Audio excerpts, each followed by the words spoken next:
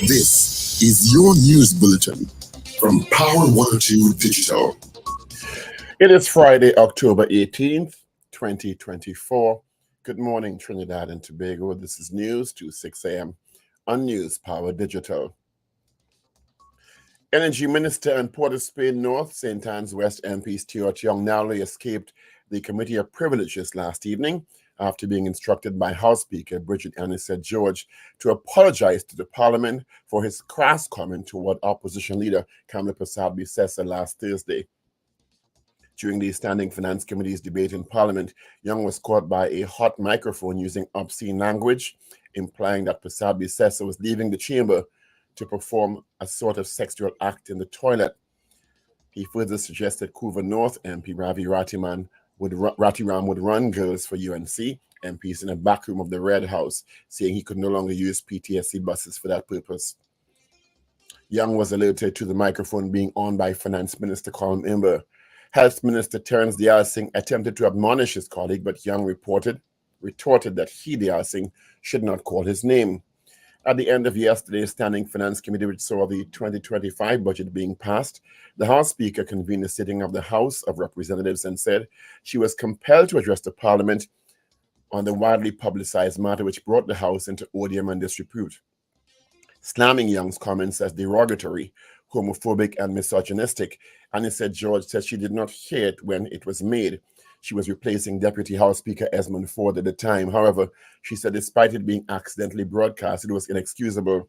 She slammed Young comments, saying, "Members, if we are conscious of our roles as leaders in society, and we understand the remarks were more damaging given their misogynistic and homophobic character, as well as their criminal insinuations." She demanded an apology and withdrawal of the unparliamentary language. While Young apologized on social media, she said that was not satisfactory.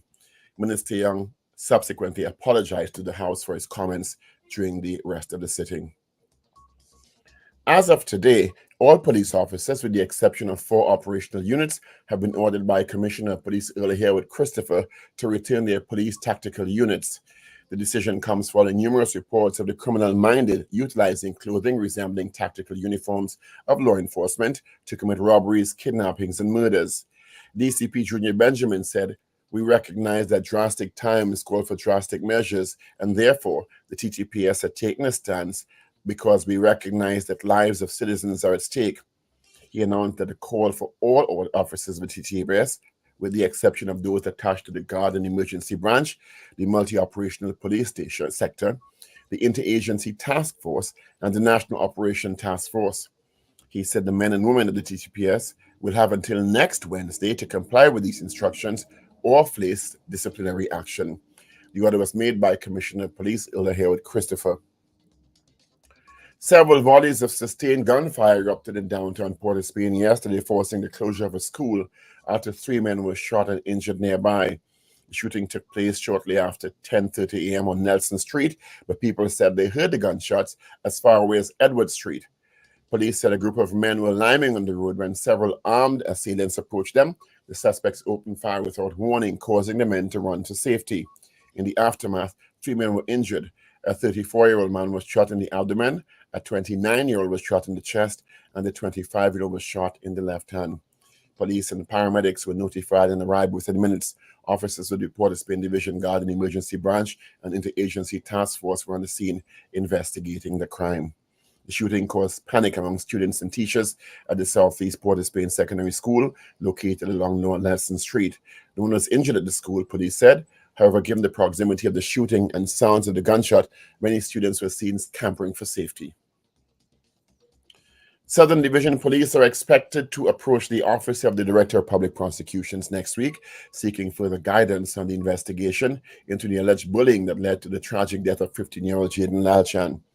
ACP Wayne Meister said investigators from the Princestown Police Station had interviewed all individuals involved, including the alleged bully, a schoolboy, and his parents.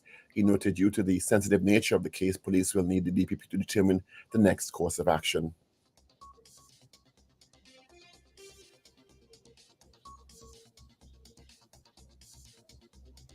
In news of the region, the government of Haiti has announced plans to begin imposing air navigation fees on all aircraft flying over its airspace.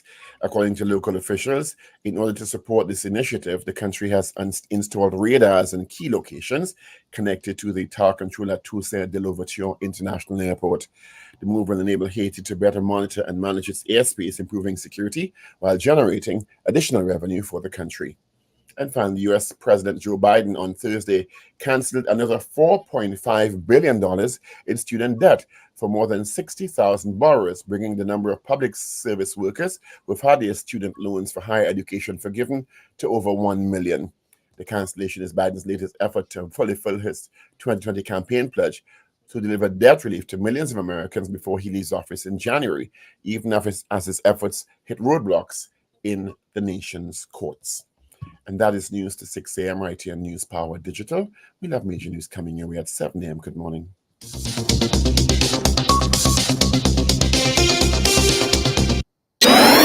Up to date and credible. Power 102 Digital.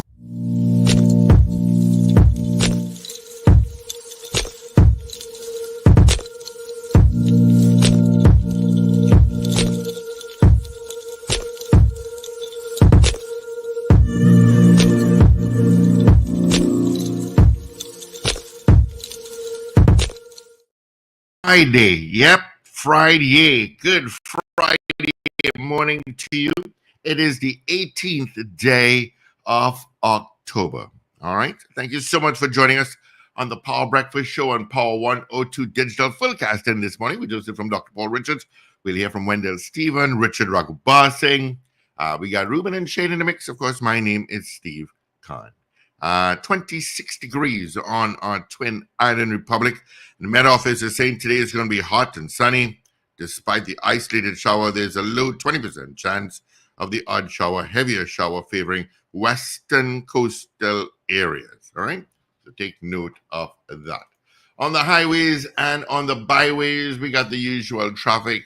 Heavy on the Solo. After Chase Village, there is one accident. It is northbound, and it is by Chase Village, all right? So that's a little bit of, slow up a little bit. Apart from that, it's just congestion. Good morning to you, Paul. Good morning, Steve. Good morning, everyone. How art thou? Good. Had a good night's sleep and an early morning walk. Having coffee, giving thanks. Coffee. Yep. Coffee. Morning, Wendell. Hi, hey, that was quick. Morning, Steve. Morning, Paul. Morning, Richard. I'm hearing that. Usually accustomed to quick. Well, yeah. Morning, Trinidad and Tobago, but that was the quickest I've ever had it done to me. It's not the quickest I've ever been, but the quickest I've ever had it done to me. We just switch my mic for it. Keep your language parliamentary. Special. It's going to be one of those. Your language parliamentary, please. I was listening to us and I say, but wait now, we've said some inappropriate, what some people could be considered inappropriate things here on this morning show. Stop equivocating. Stop. No, stop equivocating. I just get kicks because I don't know that you ever tell anybody they're going in the bus too. Well, I don't even know what that word mean. You cannot not know what that word mean. You're too old. You're too young to be using that kind of word, and no pun intended. Oh God! Listen, now that Stuart Young has apologized, the speaker has disciplined him, and he has apologized again. What we gonna do? Well, I think it's time to move on. Yeah. I think it's time. I did download the apology from Minister Young because we played the clip, so we should play his apology also. Yeah. And I did download the entire missive from House Speaker Bridget Anissa George, and I thought she was excellent. Yeah. I read it from what you said. The House Speaker was outstanding in the way she handled it. Yeah. And the fact that she also chided members who were snickering and laughing and commended Minister Diaz-Singh for admonishing or trying to admonish Minister Young at the time. Okay.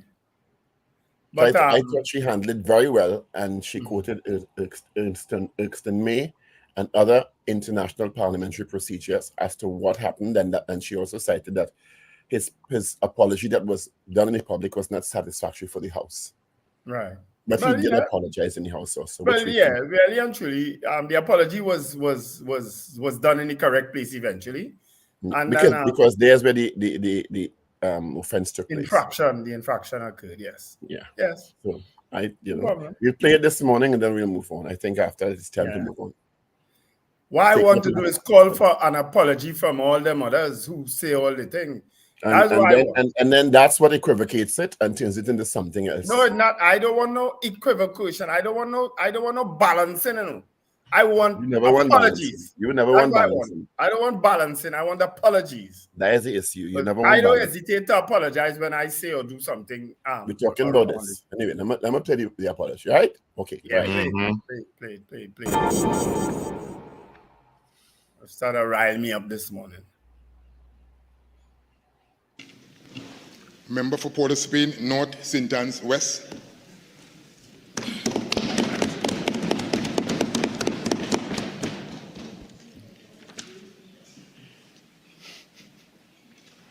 Mr. Deputy Speaker, I thank you for the opportunity to proffer this personal explanation pursuant to Standing Order 23.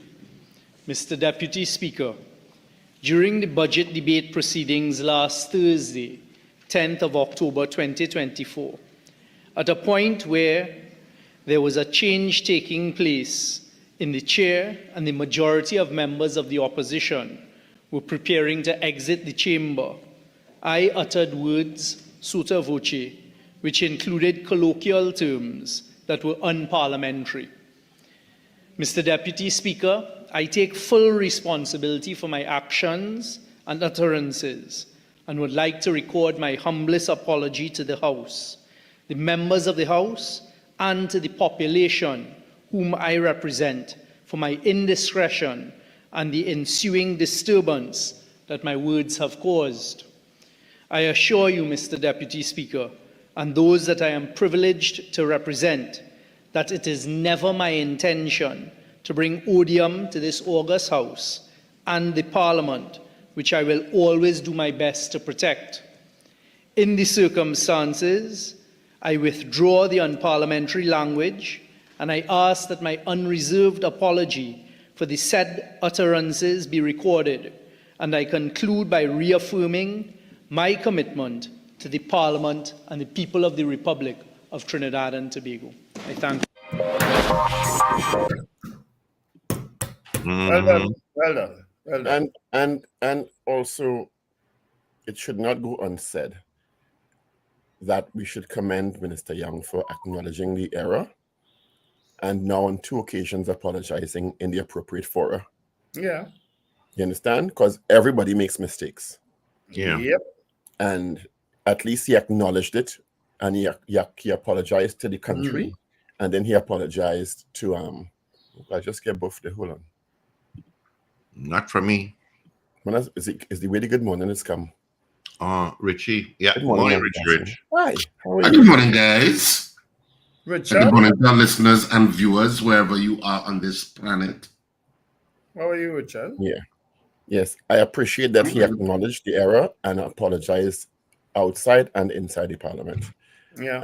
And he's a relatively young politician, and I do think that should damage the rest of his career. You know? Shouldn't. And that's why we said we didn't think the call for resignation was appropriate. We thought an apology was appropriate, but we didn't think you and I anyway. You know, I won't talk for anybody else. You know. Yeah. And I didn't hear the full apology. Did he also apologize? We just played it, and I'll play. I know, but did he apologize to Kamala? Not just directly. He apologized. He didn't call her name. He said members of the House. Members of the opposition. Yeah. And because House Speaker Anissa George's missive was about just over 9 minutes, I'll play it in parts during the morning. Because 9 minutes is really too long to just. But we don't really need to be reminded of what the Speaker would have said. I think the Yes, we apology do. covered it. Honourable members, I crave your indulgence to revert to an earlier item of business. Announcements by the Speaker.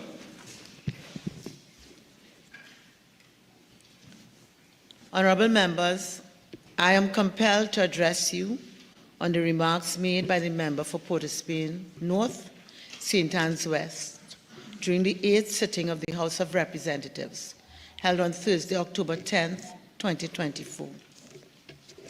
Honorable members, I find it inappropriate for me to repeat what was uttered. Additionally, it is unnecessary for me to do so because the utterances of the member for Port of Spain North, St. Anne's West, have been so widely publicized. The reprehensible statements which were directed at the member for Couva South, North, and the member for Siparia have generated much public opprobrium and have brought the House into odium and disrepute. Honorable members, at the time that the remarks were uttered, the chair was being handed over to me by the Deputy Speaker, and therefore the exchange eluded my attention, the legal challenge and control in the courts. I'm editing. Honorable members, I exhort us all not to resort to the obscene and the lewd. Insults and disrespect are not synonymous with wit. It will not be tolerated in this chamber by any member. As part of our political culture, the duty of this House is a duty which we collectively bear.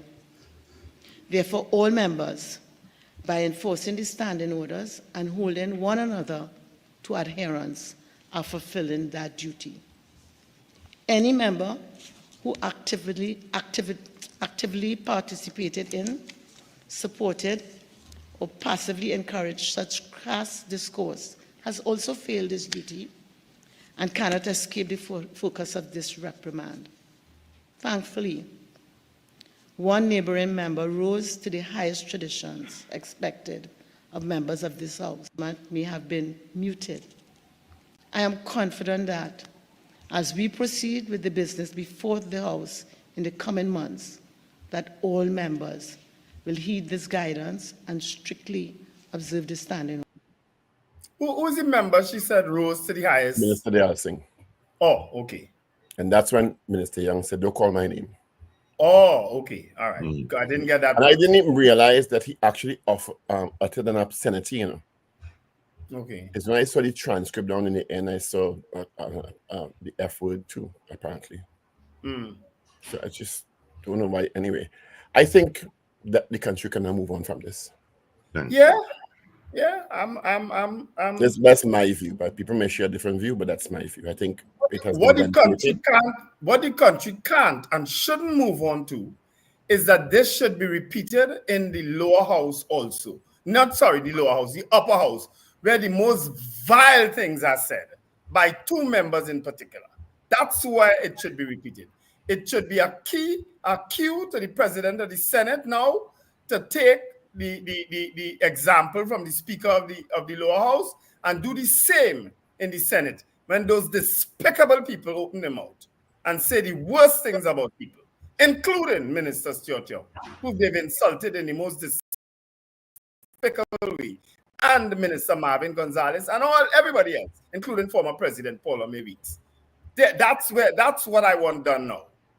Be done with Stuart. Let's fix the others. Stuart fix as far as he goes still cuss. Stuart like all year, he just cuss, you know? He goes still cuss when out there and thing. I think you don't cuss in the parliament again.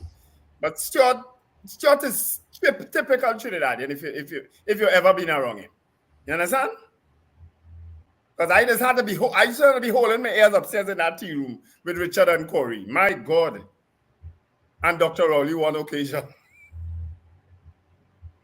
619. Oh, innocent. 619. Anyway, I see Mrs. Herod Christopher has delivered an order. Too long in coming, and an order. How long are we order? We talking about these uniforms for the police and how they is being abused. With the exception of 4 operational units, namely the Guard and the Emergency Branch, the Multi-Operational Police Section, the Interagency Task Force, and the National Operational Task Force. All, but you had to return your tactical gear. Mm-hmm. I think Yeah, by until Wednesday. Wednesday the 23rd, all tactical gear should be And returned. if you don't, you'll get disciplinary action. You wouldn't get no lollipop at the end of the day. And what is that going to accomplish? Because if police officers come with tactical gear in a bar and say, hey, you, Dr. Richards, come with me, or you, Wendell, even come with me, does that prevent you knowing that they are not one No, of not those really. units? It does not. Sure. You may still think it's a Because GD you unit. angry too and impersonate. It accomplishes zero. No, well, Richard, to their credit, I think what they added, and Paul, you could see if you could find it, is that people in tactical gear must be accompanied by people with gray and blue. I think that's said there somewhere, Paul. They must be accompanied by officers in the standard wear. I think that's said, you know. The I think issue, so as well. in my opinion, the issue is not trying to corral your internal officers and having Peter pay for Paul and Paul pay for Saul. The issue really is holding people who breach it and the criminal element who have gotten access to those uniforms, holding them accountable and arresting them. Agreed. That is the issue. You know, Because the part anybody, that a misses. uniform is not a magical it's not a magical garment that suddenly, because you say gray and blue, it means that nobody can get gray and blue. Well, true. That's not I the think issue. The issue is there is a criminal underworld that is using those uniforms, and you have to arrest those people. Yeah. Well, Richard, and the part that I'm agreeing with you totally, the part I don't like about that missive, the part that's missing is they are not admitting that actual police officers have been doing the crime. It's almost as if they're saying it's only people who replicating police doing it. No, we have arrested and charged police officers for committing those crimes also with uniforms. Yeah, or lending out their uniforms. Yeah.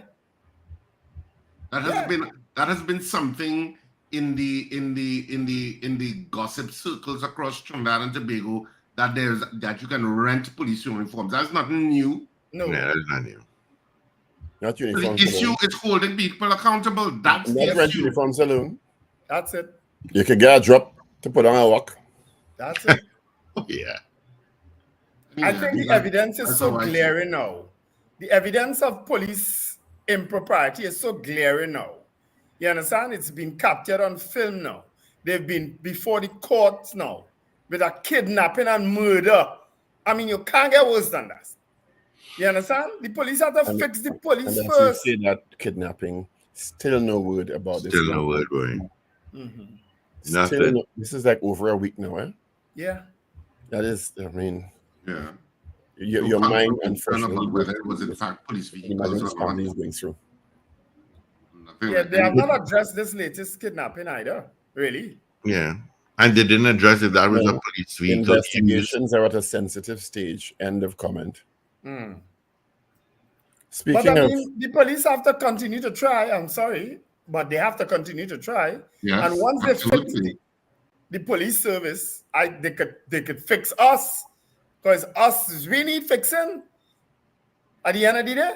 But the police service is a mess. And if they don't fix there, they can't fix nowhere else. Meanwhile,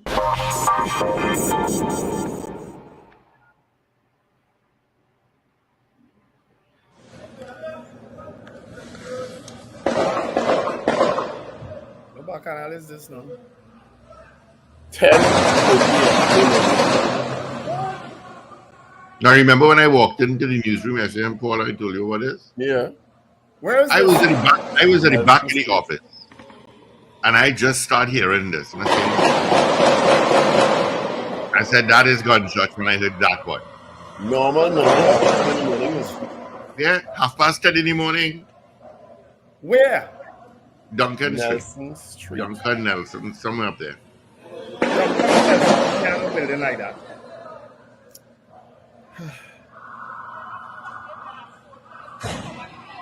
You see that? And it was loud, eh? That's Queen Street. I don't know exactly. Normal. Normal. We in business with police here. They can't worry anyway, so, you know? Mm-hmm. Best of straight around the corner and we do business. Any cameras there? We do business. Nobody gonna watch. Nobody ain't coming. Well, the police eventually did arrive to find 3 men had been shot. Oh, that's that story. Okay, and now please. Yeah. One in the abdomen, one in the chest. One was killed, not so, and three injured, not so? Yeah. And one in his left hand. Of course, students went scampering in Southeast because that's not too far. Southeast Port of Spain Secondary School. It's not. Ooh. If we and I have a conversation, it was too loud. Imagine they're so brazen. They're so don't care that 10:30 in the morning, them start a barrage of gunfire. Not one or two and then run and hide there. So I'm assuming then that area, drones were dispatched, the area was locked down, and those guns were found, right? And those guns, that's what I was assuming, Wendell, so that the perpetrators of those gunshots are now in custody. Yeah. They did a complete search. They got all the weapons and they got all the footage from the cameras. That's what I thought. That's what happened, Paul? There's a song I want to put the start of a song that I want to play in, but I don't think if I play it short enough, we wouldn't get any infraction from YouTube. And it goes, dream on, dream away. The other part is a high note. I can't hear that. My throat is for other things this weekend. What trouble is this I hear? Oh, brother. Remember? Happy birthday to my darling niece Aisha Bat. She's celebrating her birthday today. Happy birthday to Royston John. Joanne Dabro.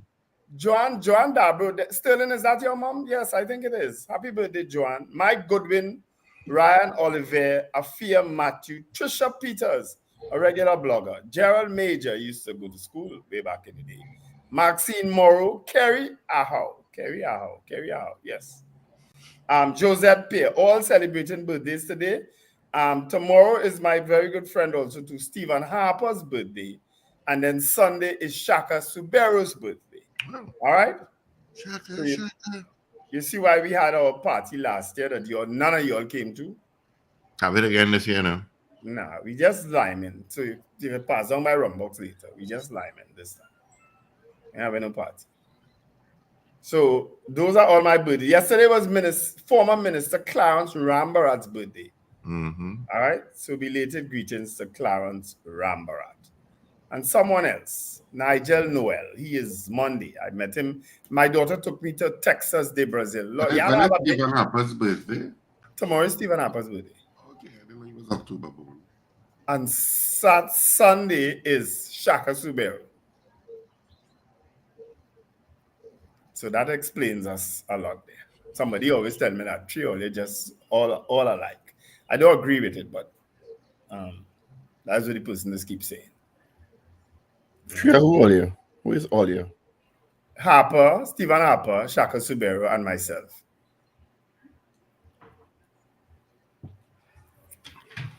But Libran people generally have a lot of the same traits. People born in Libra. People born in October. The police have seemingly completed their investigations into the issues that led to the unfortunate, tragic suicide of Jaden Lalchan, and have sent the file to the Director of Public Prosecution for further guidance, including interviewing the alleged bully. That child must be scared. Yeah. Well, I think the parents may be more scared because he's at an age where he mightn't even realize the severity of what is happening. Yeah, at that age, sometimes you just feel mommy and daddy could fix everything, eh? Well, true. You understand? You just feel mommy and daddy could fix everything. True. Because mommy and daddy may have fixed everything in the past. True. But you don't have full moral development. You don't have full cognitive development at 14, 15. So you really you think so? Absolutely. You neurologically, your brain is not fully developed. until 23-24. Is this There was another video. You're I full think I abstract started thinking seeing either. is this the guy with the brass knuckle thing? No, No. this is the Jaden Lalchan issue. Oh, okay. So you don't have full abstract thinking. You can't project too much into all the potential outcomes at that age. But Well, coming to that little boy that who knuckle there with Richard. pulled that mask over his head and run and cuff up that little boy. Yeah. His brain ain't developing no further. But you can't say that. Well, you know, I'm just being He has been held though, right? He has been held. I don't know. We don't know. We don't know. We don't know. They know what school. Because all they have to do is identify the people around him who didn't have on a mask and ask who's that. Because he was amongst a group and he pulled the mask over his head and ran to the boy. Yeah, so the others who were with him know who it is. Yeah, but I think his face was visible too. Before he put on the mask, yes. Before he put on the mask. Yeah, I'm sure they could. But there was another video, gentlemen, that boiled my blood. And that is the one with the adult beating a child. I couldn't watch that. I couldn't watch it. From the time I realized where it was going, I stopped it. And it looked like electrical cord. Yeah, I stopped that video. My blood boiled. Let me tell you, it boiled so much I sent it to my star. Was he arrested? I don't know, but my star said that they investigated it. But it had to be somebody in the house filming that. But that's what I said. Well, who could it be? Could it be a child? I figure adults would intervene. Well, when I see the direction that video was going, I stopped it. I said, my I can't blood see a child being boiled. That child was screaming. And Oledo asked me to send it for you because where I saw it. No, I saw it on Facebook, so I can't send it. Somebody said it. Somebody else's blood was boiling and they sent it to me. And I was so... It took me a while to calm down after I saw that video. You know, there are ways of discipline. That is not one. That is abuse. Yeah, that is abuse. Let me see if anything new. To beat their children. Yeah. Let me see if my started. Trinidadians and Tobagonians don't like to discuss it because our book says spare the rod, and all you feel, ooh, that is licensed, like they have license to kill, that is license to beat. Parents should not have the legal authority to beat their children, and the law should be changed. A good question for this morning. That's always going to be go to excess by some parents or guardians. Yeah. That's a good because question. like Peter had to pay for Paul, better nobody. Yeah. Find other ways to discipline your children. You know, you've managed to change my views on so many issues on this morning show over the 19 years in Richard. I have to admit,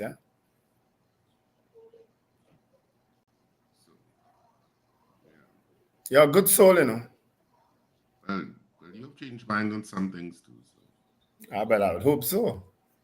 And you're a good soul too. Let's talk about Paul now. Yeah. Oh! Oh!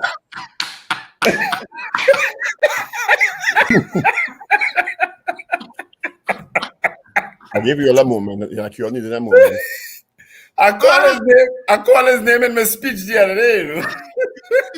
Nobody can tell you I call his name. Let me show you. I downloaded something. Speaking of calling him, I'm glad you said that. I said, my name had to be one of the easiest, most popular names to call. But I did some research. Is that what? You know what's the most popular name in the world? Now Paul, think about it carefully. Don't hurt yourself. The most popular name in the world. It's either John or Paul. No. Mohammed. Mohammed? Think of the populations of the world. Okay, all right. Mohammed is because of the large Muslim population in the world. In the Mohammed is spelled Anglo-Saxon so many world, different ways. in the Anglo-Saxon world, Mary, John, James, and Michael ranked the top names. Right? In Germanic cultures, Paul is third. In What is China, ahead of the most common name is Wei. WEI? Yeah. Wee In the boy. United Kingdom, Wei the popular girl. boy names are Oliver, George, and Noah, and the popular girl names are Olivia, Amelia, and Isla. And in the US, the popular boy names are Liam, Noah, Oliver, and the most popular girl names are Olivia, Emma, and Ava. So I'm glad that you brought that up. So I remember, because I said, but why are you just calling my name in confusion? It must be an easy name to call. No, it's not. You'll just like to put my name in confusion. You know what I found out too yesterday? That the more wise somebody put in when they're greeting you, hey, like when they type in, the more wise the letter Y they put, the more they are interested in you. So like if they just put H-E-Y, hey, they're not really interested. If they put H-E-Y-Y-Y-Y-Y, then they're very interested in you. Did you know that? So I got a message from a friend I had no idea that. it. Well, Wendell, I had no idea that was even analyzed. Well, I'm telling you, people analyzing everything now. So when you're greeting someone and you put hey with plenty Y's, you're really interested in that Sign person. of deep affection. Okay. Yeah. I didn't tell you hey at all. Huh? I'll tell you, I say whoops. Well, I just normally go oi, O-Y-E. I just normally greet people oi. Shall we open the phone line? Mr. Khan is back. With his heavily emblazoned Pet Butler t-shirt or polo. Is that what you have on it? That's stretched to the limit. No, it's not. All right, all lines are open. Let's take some of your calls. You know the numbers directly into studio. Let's start. Good morning. Good morning. Morning. You know, I'm going to say hi, Lincoln. You know, I was actually going to say good morning, Lincoln. I was actually going to say good morning, Lincoln. I would have bet Miss Davide or Mr. Patrick.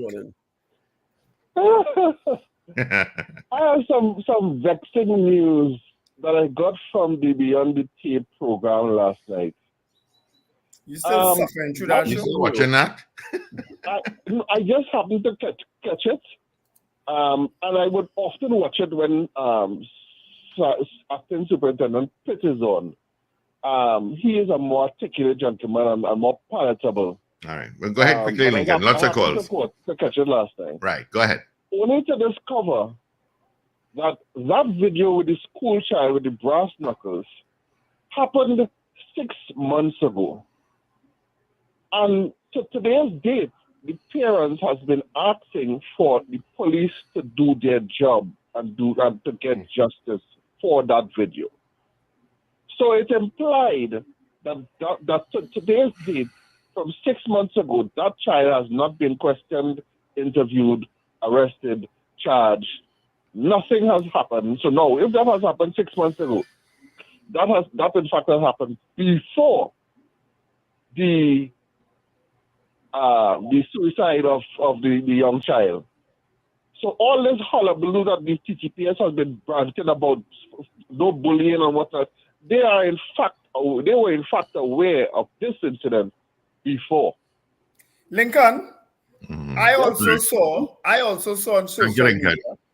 I also saw on social media that video where the car pulled up in the little narrow lane and shot at the guy.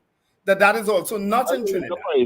You said it was Enterprise, but I saw a video. I saw a comment that is not in Trinidad. That was, I think, in Panama or somewhere. No, that area looks very familiar to me, and I would believe it. I'm just saying I saw that. Thank you, Lincoln. Lots of calls. Okay, then. Okay, buddy. Take care. Good morning, caller. Oh, what happened there? Good morning. You do a Steve now? Yeah. One more time. Good morning, caller. Yes, good morning to the breakfast crew. Tinto, good morning. Yeah, good morning. Trinidad today also. I do agree with you 100%, Richard, in regards to accountability and responsibility. Also, I'd like to wish happy birthday to my good friend Sean Walters, a.k.a. Bad Dog. And one last thing before I go, gentlemen, with a population of 1.4 million people, with the murder rate 500 and counting, I am not so good in maths, but isn't this about 4% of the population? And if that's 500 murders? Pardon me? Could you repeat what you said, please? I said with 500 murders and counting, okay, and with a population of 1.4 million people, isn't this about 4% of the population?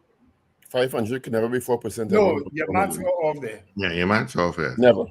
Well, right, that's why I said earlier on my maths is not, so, I stand corrected. You had to add some zeros before your point. Okay, and have a great day, gentlemen. All And right. thanks for the correction as well. It's Take care. approximate. It's like 0.04%. Yeah. It's 0.04%, and 0.04% is approximately 560 people. Mm-hmm. So, Good morning. you're 4 not off, but it's just that you put some Yeah. I decimals. would like to thank whosoever have paved the road towards Maracas Beach. They are doing excellent work. They painted, they paint the white line, they pave it, they're fixing the road. It's looking nice. So Maracas Beach, you say? whoever is doing that job. Maracas Beach? Yes, the road towards. What you doing up Maracas and you from all the way in South? What you doing up there? I went up there Friday to dip in the salt. You and who?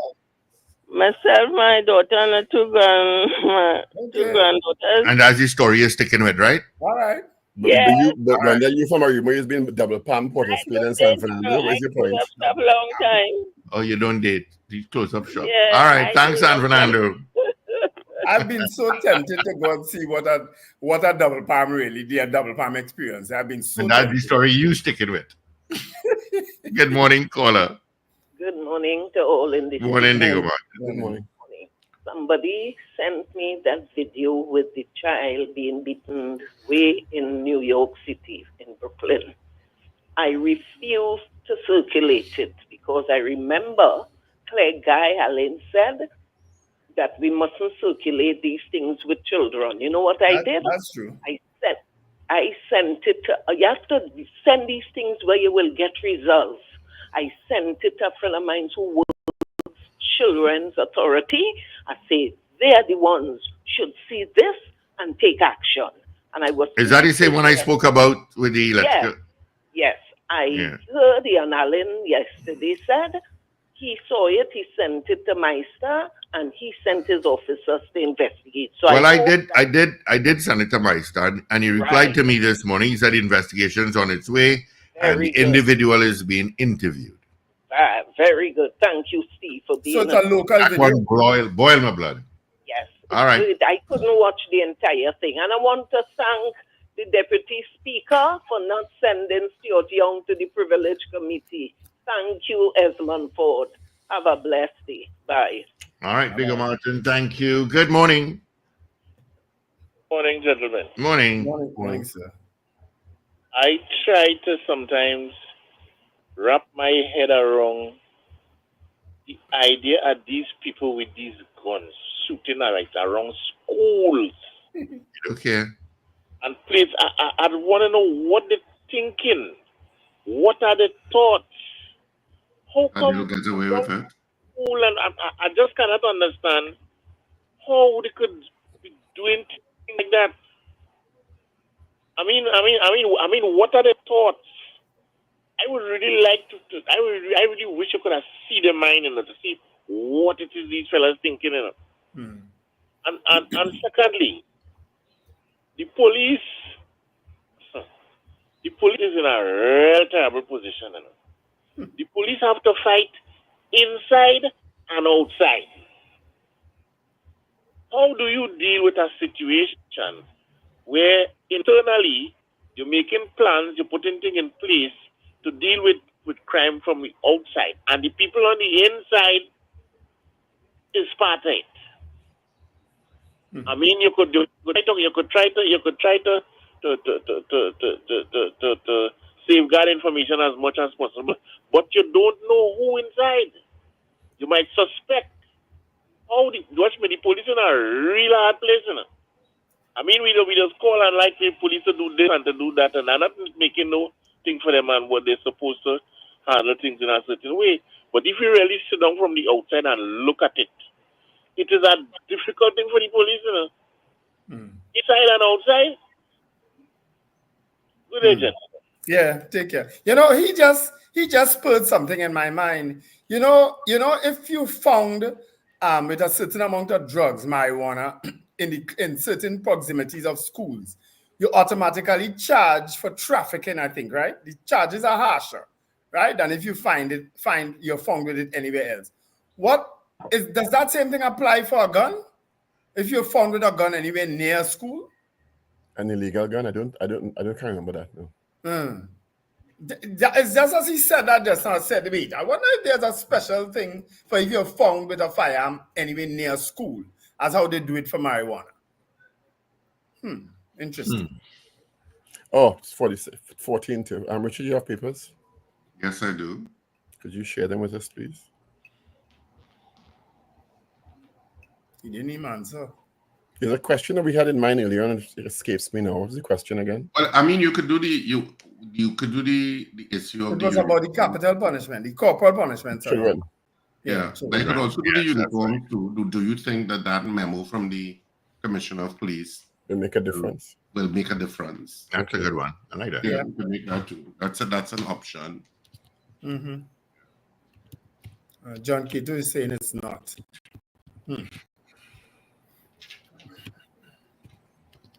Richard, could you put back on your camera? Let's get the papers, Richie Rich. He's bending over or something. Right. So Newsday for today. I will start with the Newsday actually, because it's the first one in my hand. Friday, October 18th, 2024. Cops must hand in tactical uniforms. That's the headline that the Newsday went with. Commissioner takes action to rebuild trust in police. So cops must hand in tactical uniforms. Stuart Young escapes privileges committee. And the main pictures of police officers in tactical uniform.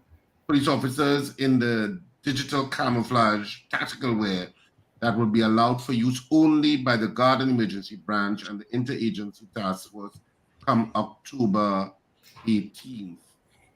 I think it was some other divisions besides those two. The job's not finished. Wendy's Matthews says World Cup title quest continues. The job's not finished. And Paul eliminated the third most popular name in Germany. Paul eliminated in World Champs Karen quarter-final. Daily Express for today, front page. Stuart spared. That's the headline that the Express went with. Deputy Speaker accepts Young's remarks in Parliament. Stuart spared. The other subheadline, Erla orders cops to return tactical uniforms and kinds. Parents must make sacrifices for children. On the back page of the Daily Express, Heritage cleaning up. Cedros fishermen grounded by oil spill. Farley response to Imber and oil spill money. It was not enough. And the main sports story in the Daily Express, Paul exits Kieran, is that how you pronounce it? TNT cyclist opens World Champ sprint campaign tomorrow, and West Indies women take on New Zealand in T20 World Cup semi-final. West Indies beaten, lose T20 international series against Sri Lanka. T20I. All right. International. And the Trinidad and Tobago Guardian for today. Stuart let off the hook. Deputy Speaker accepts apology for offensive behavior. Commissioner of Police recalls tactical officers' uniforms and shootings disrupt school. That's the main picture. And on the back page of the daily, the Trinidad and Tobago Guardian today, Wendy's woman ready to repeat. So now you know what the main stories are in the three dailies in the Republic of Trinidad and Tobago. All right, let's get the results of our morning poll where we asked you yesterday, do you think Minister Stuart Young should be taken to the Committee of Privileges?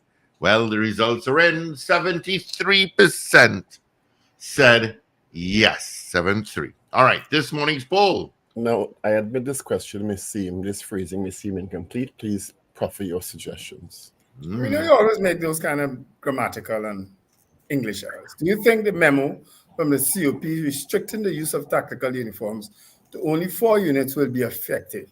You could take out the 2, only 4 units. Yeah, we have an intelligent we have an intelligent audience. They understand the question. You could take out to only 4 units. Yeah. That would still make sense. I know you like it shorter. Well, people don't really use the word only either, you know. People don't use the word only? What? Hardly. Not in this day and age, in this modern day and age. Wendell, stop. Because a little bit again, you're going to say only yes. Do you think the men from the Commissioner of Police restricting the use of tactical uniforms will be effective? Yeah? There you go. That's fine. There you go. That's our poll. You're seeing it before you. Do you think the memo from the Commissioner of Police restricting the use of tactical uniforms will be effective?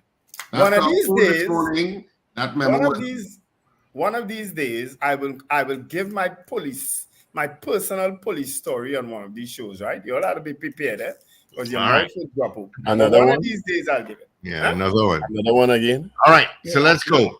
Yes or no is what we're looking for via telephone, Facebook, YouTube, and WhatsApp. Do you think the memo from the Commissioner of Police restricting the use of tactical uniforms will be effective? Yes or no? Good morning, caller. Well, I will call to talk about the situation, but yes, but I want to say one thing. Morning, everybody. Sorry, what? You want to say more than one thing then, because you already voted and you said yes. Yeah, the greatest enemy is within, and that goes for organizations where when Gary Griffith put the money in the Lahokta station and then move out. All right. And he doesn't know about that. All right, Mr. Patrick, we'll open the lines next hour and we'll go. We have a lot of memories, you know, Mr. Patrick. We could raise about the TTPS. Trust me. Thank you, Mr. Next hour. All right. Good morning, caller. Morning, gentlemen. Morning. This is a resounding boom. Another knee-jerk reaction. No. What about unmarked vehicle and blue lights? True. Yeah. Well, in that press conference, thank you, caller. In that press conference yesterday, they said that they'd be working closely with the licensing authority.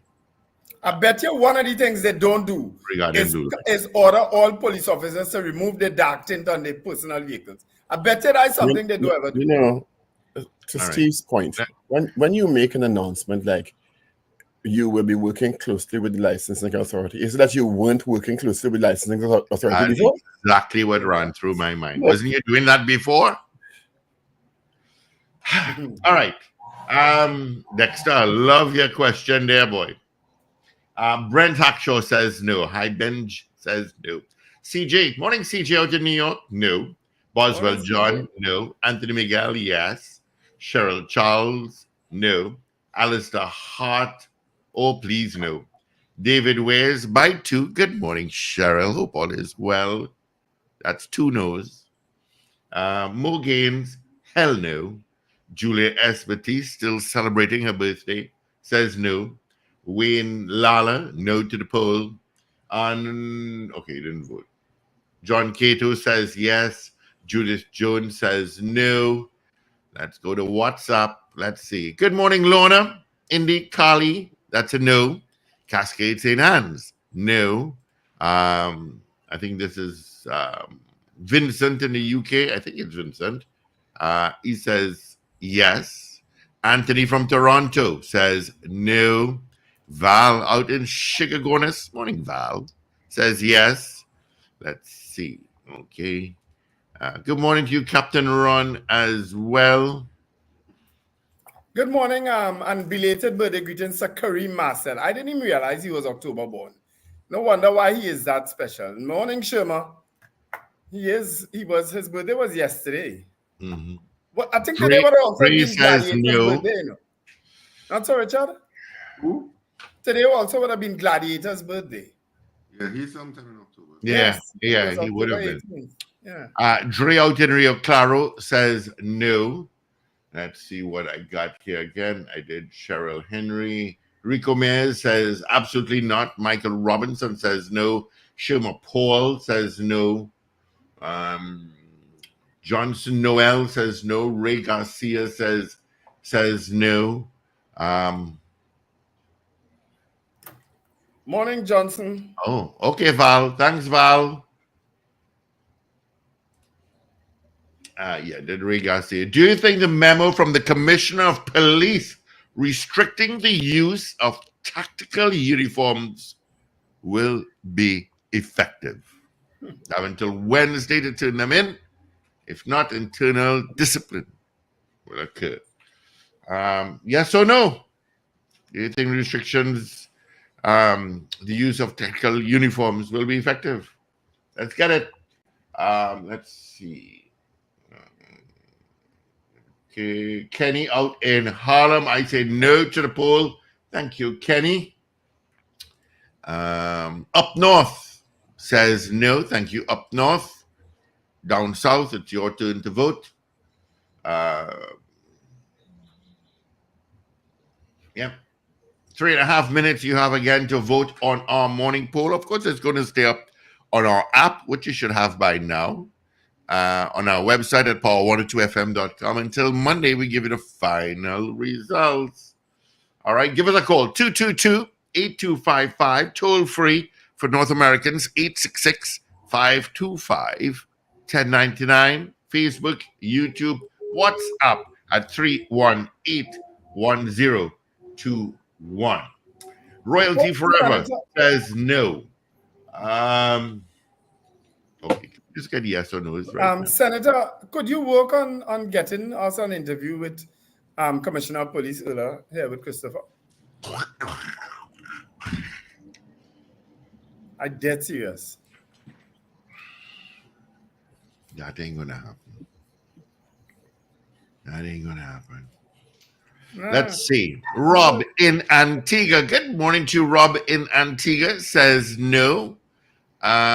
Eve out in Chicagonas says no. Have you seen any media interviewing the commissioner? But May is only 7 months away, you know. Have you seen the commissioner make herself available to any media house for an interview?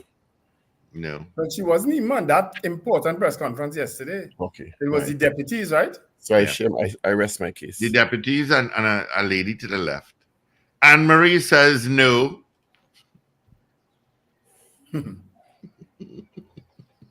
Captain Ron says no.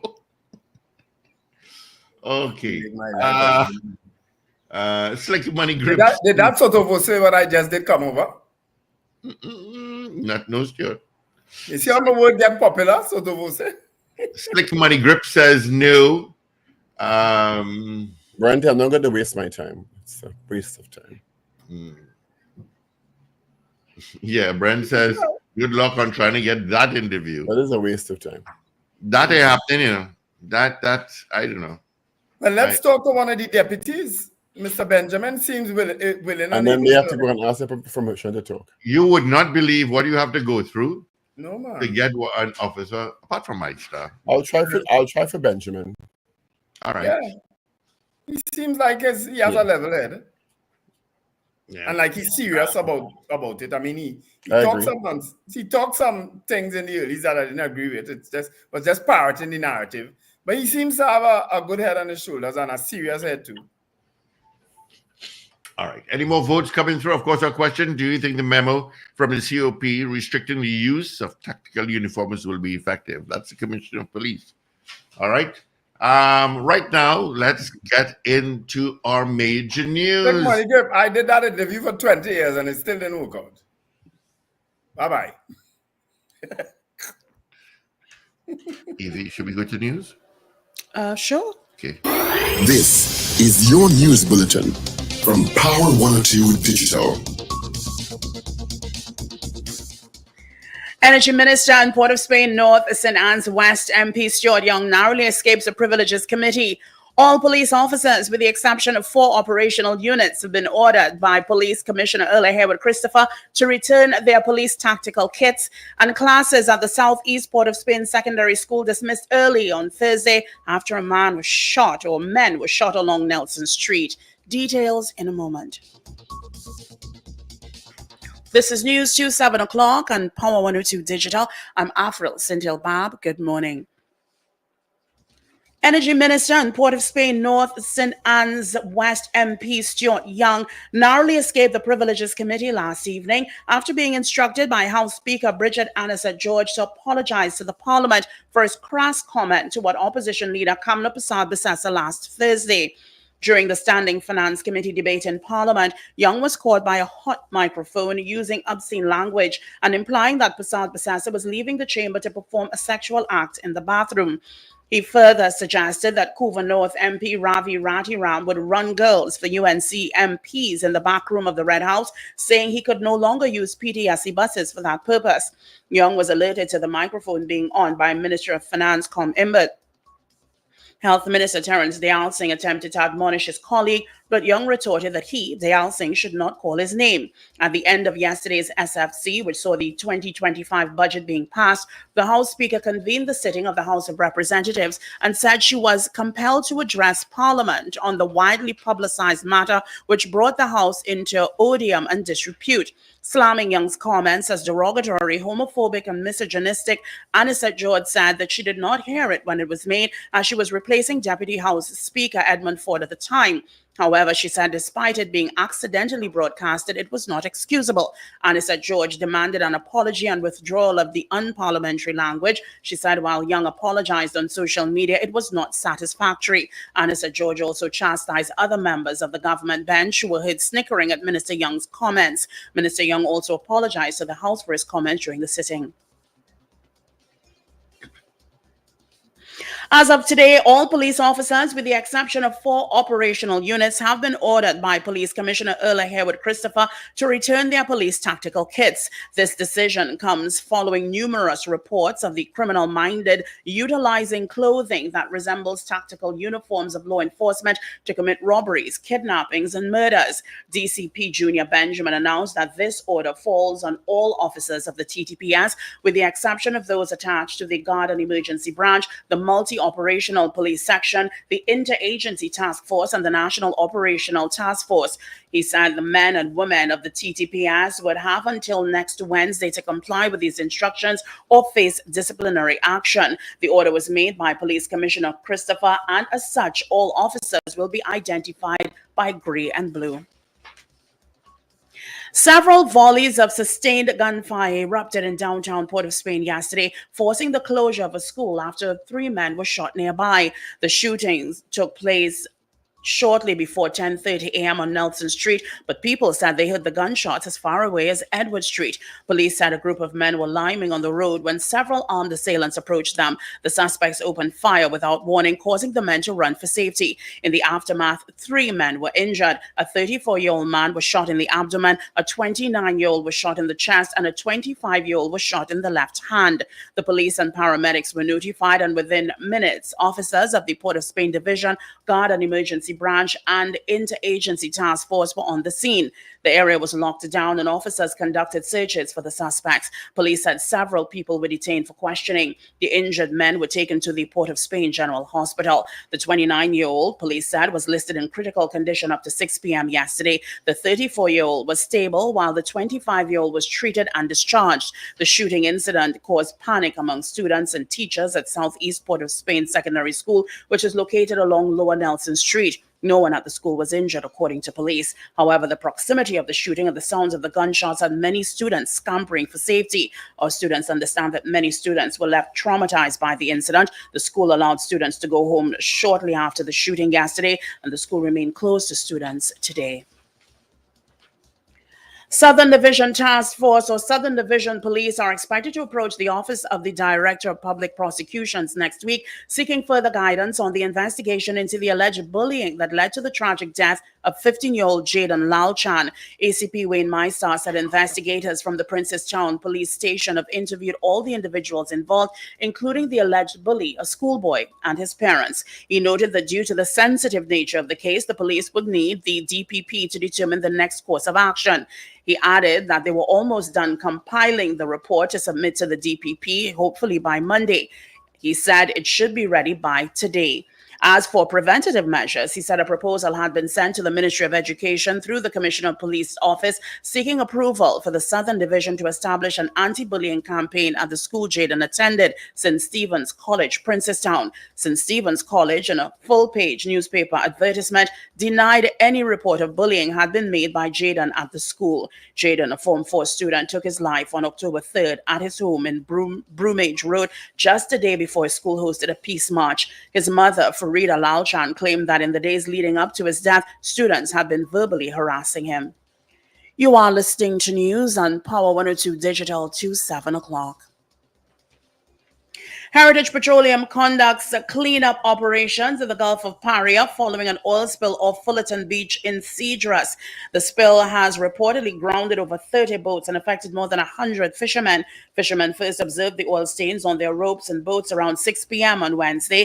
They reported the leak to Heritage and a cleanup crew was sent on Thursday. However, fishermen are unsure when they will be able to return to sea to ply their trade. Complaining that it took months to be compensated for the last major oil spill, the fishermen are calling on Heritage to move swiftly with compensation. Well, finally, here's weather news for the period today till midnight. Trinidad and Tobago generally hot and sunny despite the isolated shower. There is also the low chance of the odd heavier shower favoring western coastal areas of Trinidad during the afternoon. Nighttime will be initially fair, becoming partly cloudy with showers towards midnight. Gusty winds and street flooding are possible in the vicinity of heavy downpours. Please note there is a yellow level hazardous seas alert in effect. It comes into effect from 2 a.m. tomorrow, that's Saturday. Look out for a forecast maximum temperature this morning of 34 degrees Celsius at Piarco International Airport and 33 degrees Celsius at Crown Point in Tobago. Currently, it is 28 degrees Celsius at both localities. Recapping your headlines at 7 o'clock, Energy Minister on Port of Spain North, St. Anne's West MP Stuart Young narrowly escapes the Privileges Committee. All police officers, with the exception of 4 operational units, have been ordered by Police Commissioner Earl Harewood Christopher to return their political tactical kits. And classes at the Southeast Port of Spain Secondary School dismissed early Thursday after 3 men were shot along Nelson Street. I'm Avril Sindhill-Bab. That was news to 7 o'clock on Power 102 Digital. For more details, or rather look out for more news in detail at 12 noon today and an update at 8 o'clock this morning. For more details, log on to power102fm.com. Up to date and credible. Power 102 Digital. All right. Thank you so much, Avril, for major news. You could join her again. Come at 8 o'clock for our news brief. All right. Let's see. Traffic-wise, yeah, it's a little lighter than usual on the solo. But East Corridor, that's a heavy one this morning. Okay. Let's see if we have any more votes coming in. Let's see. Whoa. Look at the amount of messages came through. Correction. We did that.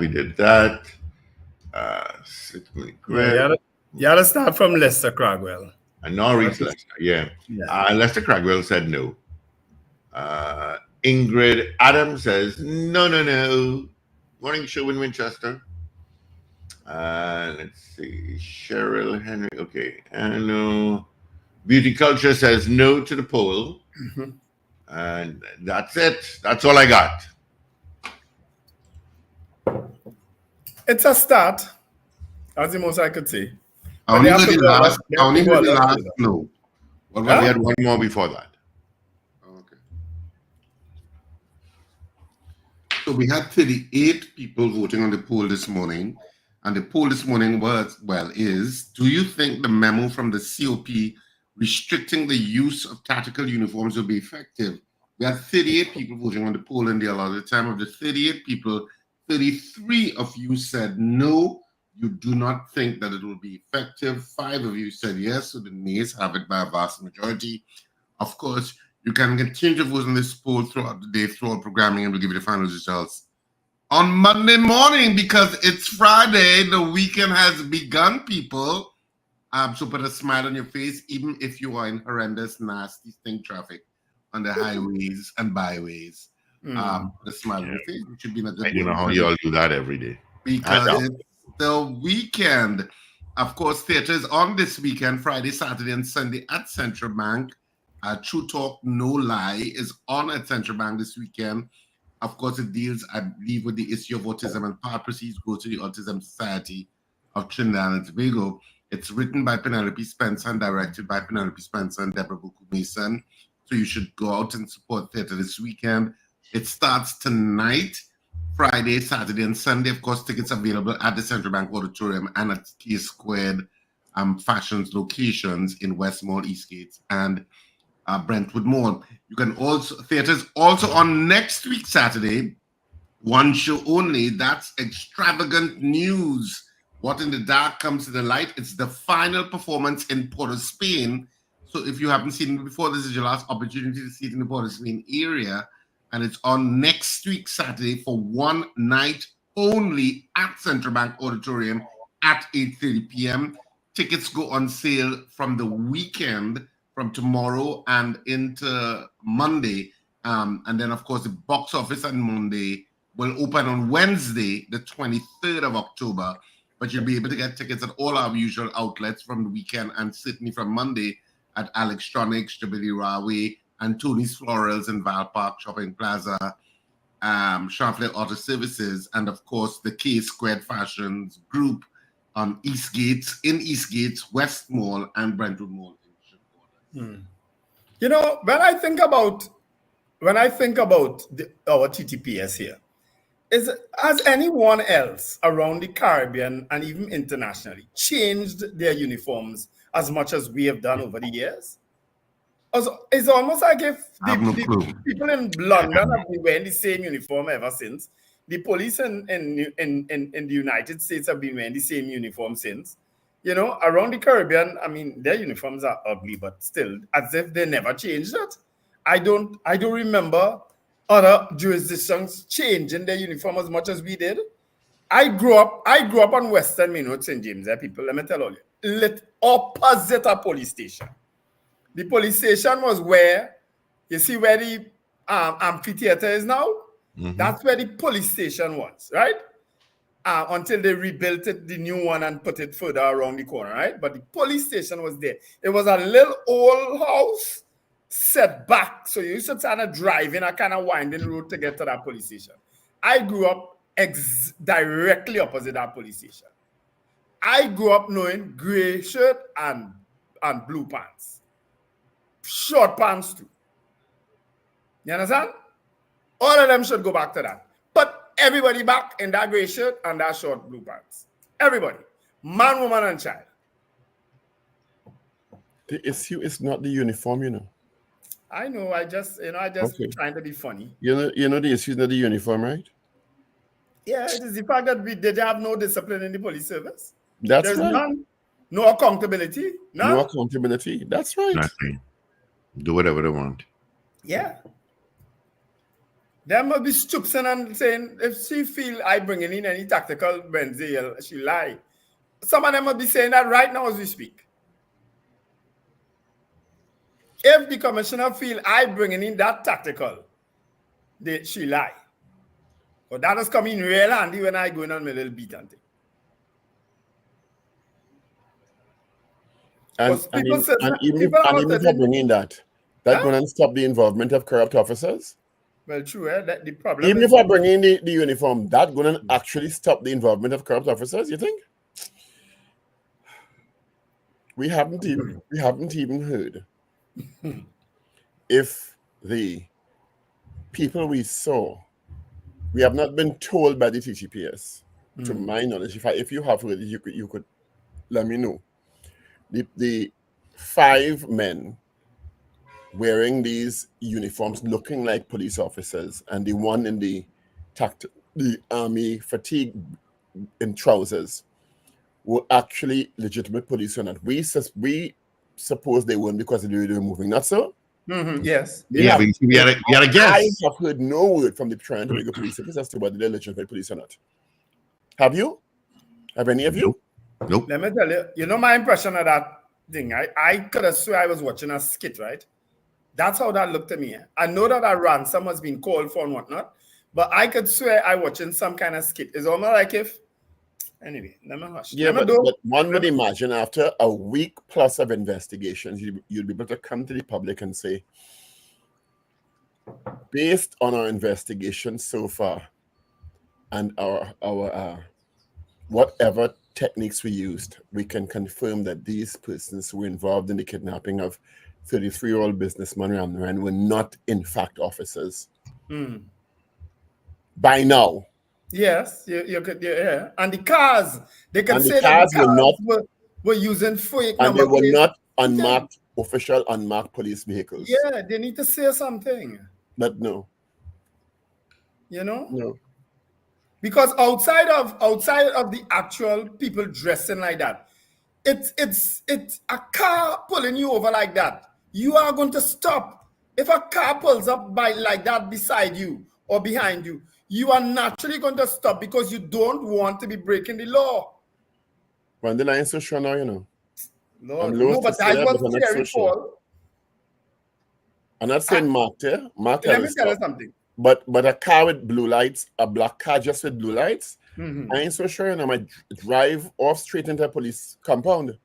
I have told you all about the To be incident sure. I had on the bus road the night when this unmarked police car just came up behind me. But I saw it going in the opposition and it swing around and drive behind me and then pulled in front of me. I told you all about that incident because they said they didn't see the PBR passing the windscreen. You understand?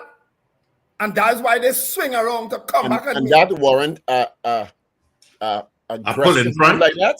Yeah, that one. So that was telling you. I That's reported an it. aggressive move that to me that is akin to somebody who they suspect of committing a crime. Yeah. I mean a major crime. Yeah. They would come behind you, put on their blue lights or what, put on their lights, and you pull They over. didn't do that. They are telling You you, know, they come today alongside I am me Officer Richards. and then pull in front of me. So I could have moved and I could have rammed that vehicle out of my way. Trust me. Because it was an unmarked car on the bus route. A white I would SUV. advise you not do the same. But I didn't because I know I saw. Yeah, but you know, but I know Wendell your called. tendency in moments like that is to ram, but don't ram. No, but Okay, so let me ask you a question. You're driving on the highway, unmarked police, well, it's unmarked, but blue lights are behind you.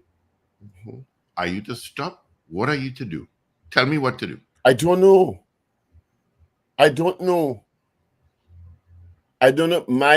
Given the environment now, my instinct is to drive to a police station in a compound if it's hopefully close by, and then let them do what they have to do. You understand? They might open fire on you and then say you were shooting at them and they shot back. They'll open fire on you. You're playing. No, you can't say they will open fire on you, Wendell. Come on, you're going too far now. Okay. All right. You believe all them story you read? No, I don't believe all the stories I read, but the premise of the conversation started with you're on the highway and a black car with blue light tries to pull you over. What do you do? And you drive away from them? And I drive, but I'm not sure that they will open fire on me. Okay? Okay.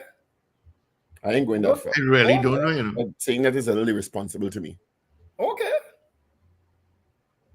I'd rather be I irresponsible. really don't know. I really don't know what to do if you see an unmarked vehicle behind you.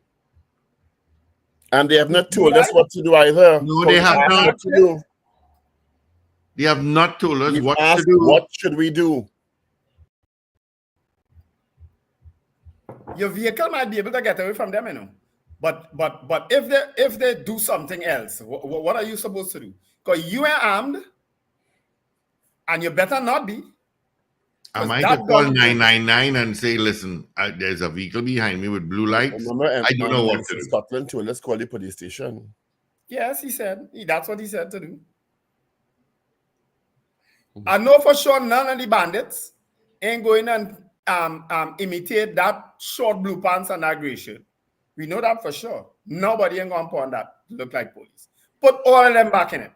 Start from there. Nobody's worrying. You don't know who to trust. We have some calls coming through. Our lines are open. 222-8255. Toll free 866-525-1099. Good morning. Yeah, good morning. Morning. Gentlemen, that is a situation now according to where you're at, you know. If you live really close to a police station, you could continue driving. But Wendell, you may be right. They might, it depends, they might open fire on you, you know. It depends. So it's bound to be the police, so they might open fire. Now, I'm looking at something with this uniform. But caller, stick up in. Even if it's the police, they could assume you are the criminal now, and you trying to get away from them. Yeah, yes, there's a possibility. But Yeah. if it's police, you kinda might stand a chance, so they might run you down something before this thing. But unless it's them rogue police we want or some kind of thing. So you stand a little chance for that to get to this station.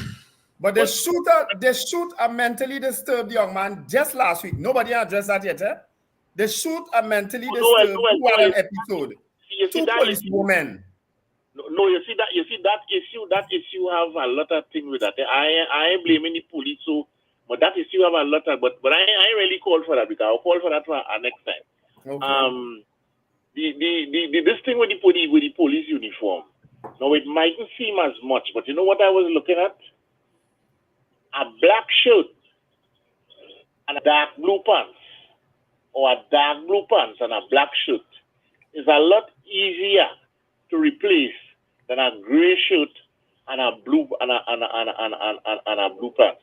Not that somebody cannot replace, but that might be the best that he could do in respect to the uniform, because it is very easy to replace black, dark blue and black and thing especially in the night.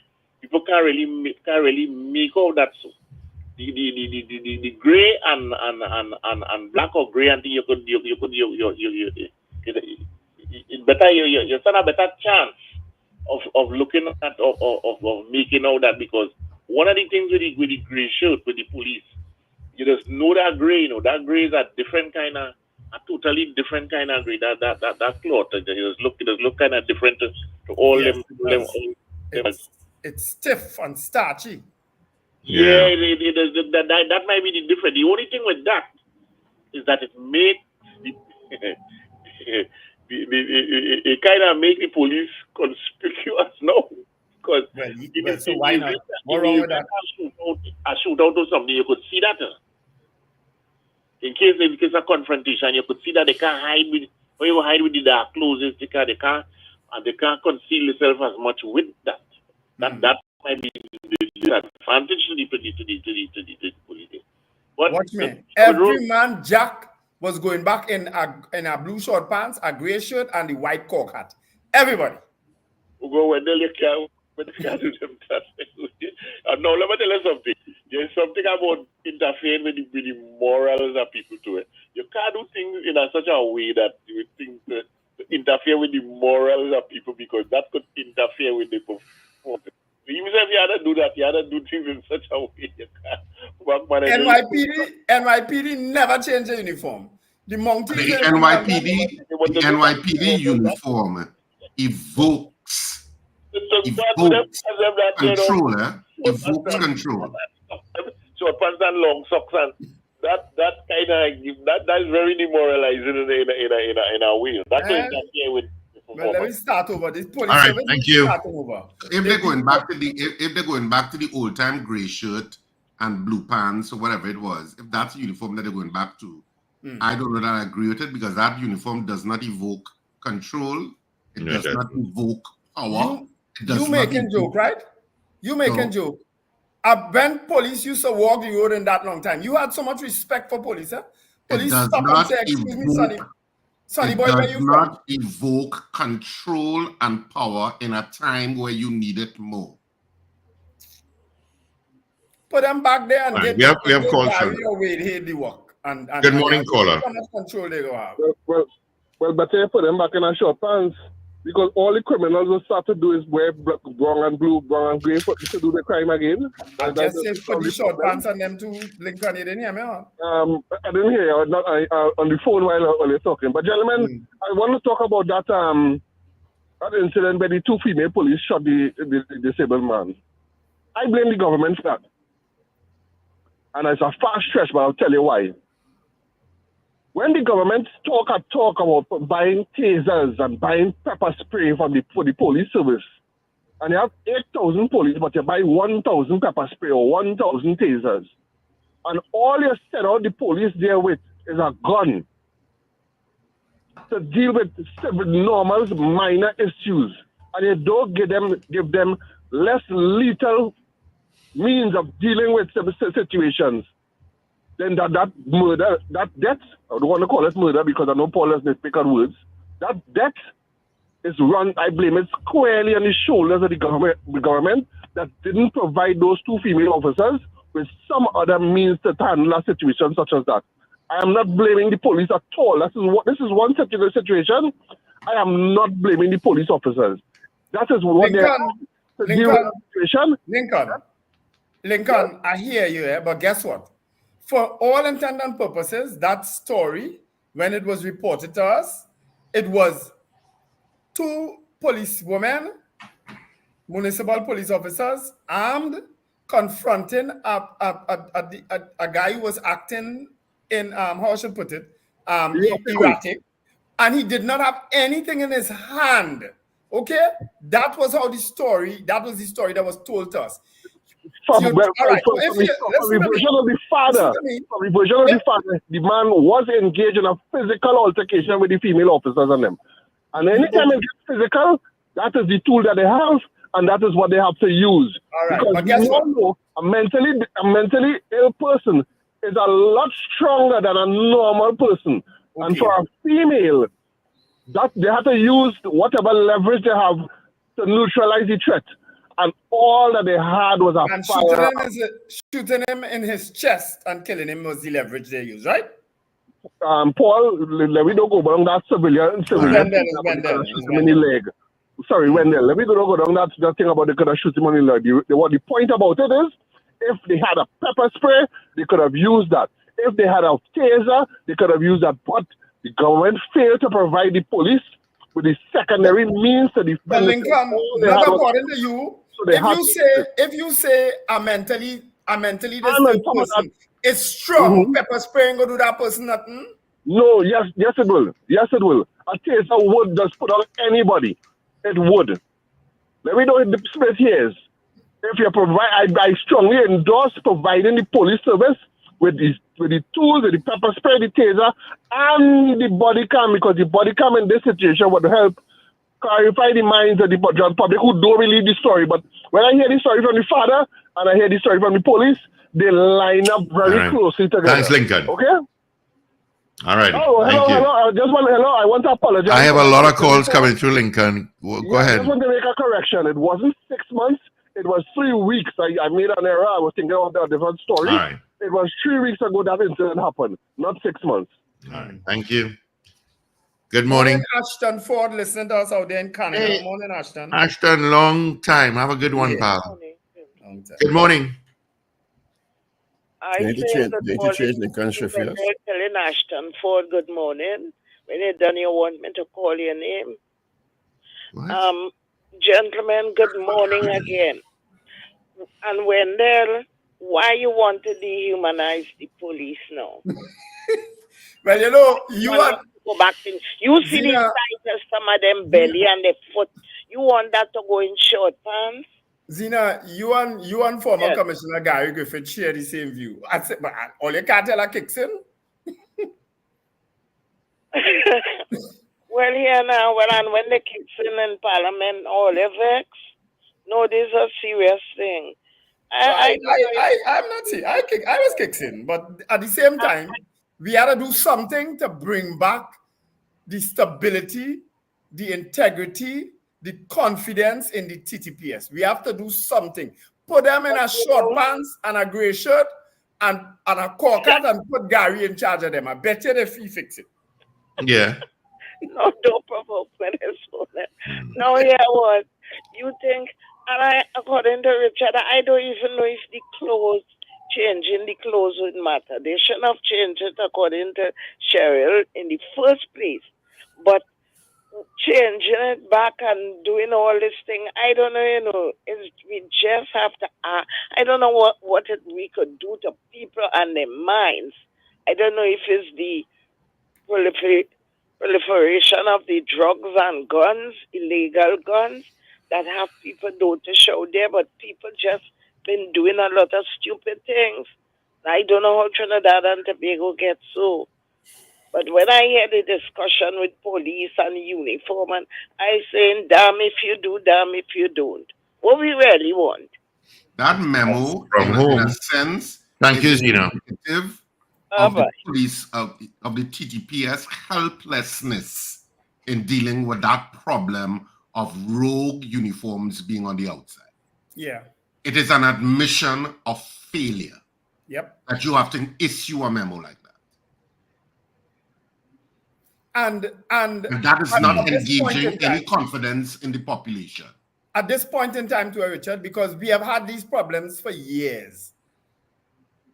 And look what it take. It take actual footage of police cars being involved in criminal activity. Yeah. Police cars dropping off two fellas, right? Gary Griffith just sent me a message. Good morning to you, Gary. He said it is a backward step. The gray is very colonial. The material is not appropriate to our climate.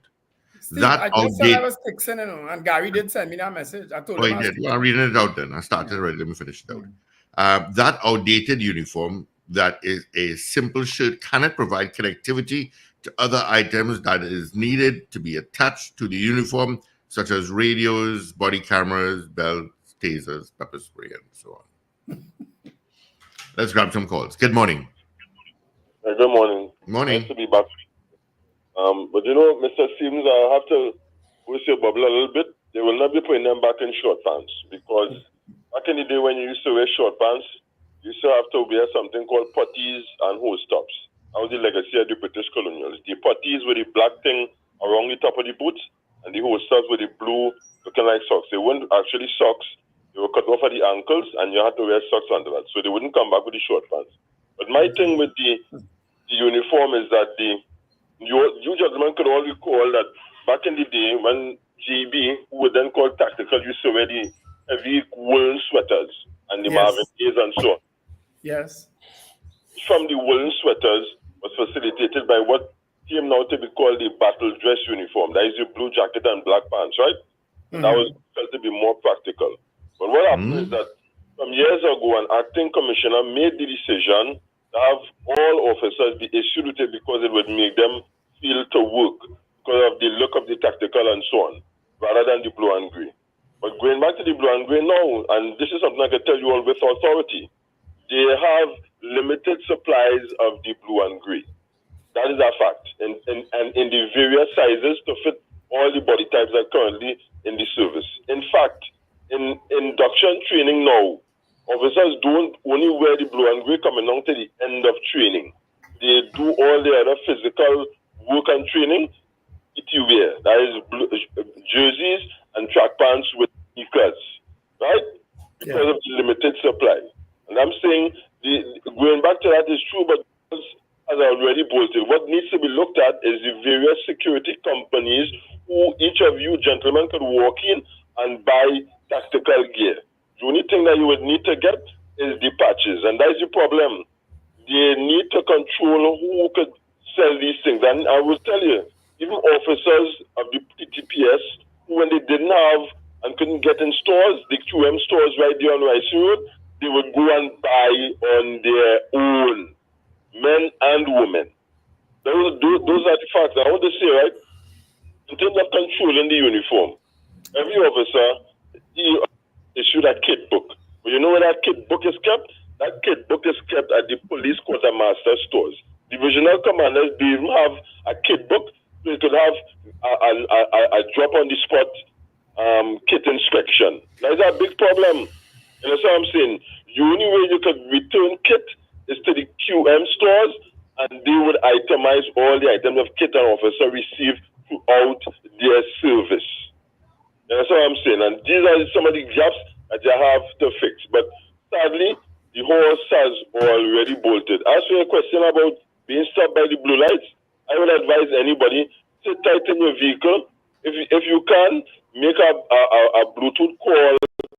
Any one of the numbers they give you, 99555, sit in your vehicle and observe the people coming to lock all your doors and only engage them when somebody comes and knock on your driver door and you crack it down. Because I'm sure you all would have recalled the recent incident with the NFL player in Miami and how that ended up when he refused to wind his window all the way down. So as a measure, as some personal security, I would advise people that is the way to approach it.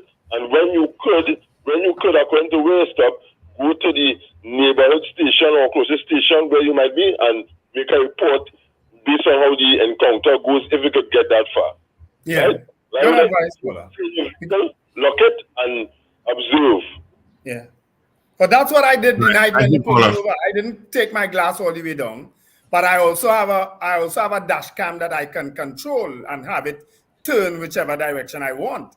And so I did all that because they were clearly people in police uniform, but it was an unmarked car. But thankfully, I knew the car from my driving on the PBR. I know the car. It's an unmarked car, but I have seen it before. So I complied the day.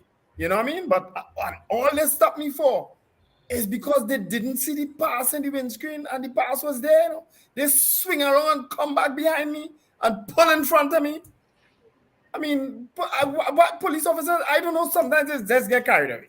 That's all I can say. They get carried away. And I'm telling all you, one of these days I'm going to tell you all you of the change I saw in people, and one person in particular, from the time they come out of that barracks, that barracks changing people.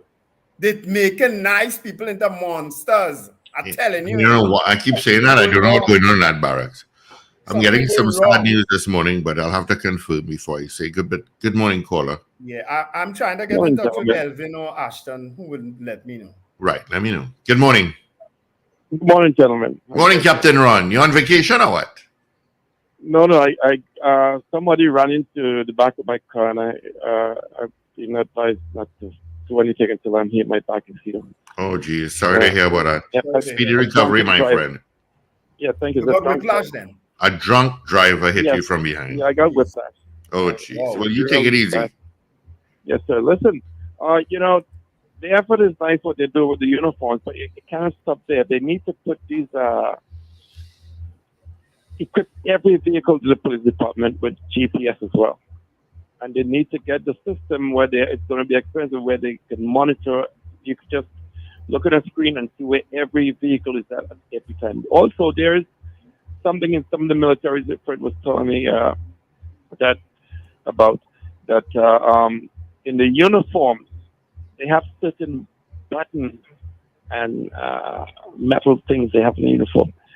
At all times, they can use their radar, they monitor and see where each uniform is at every time.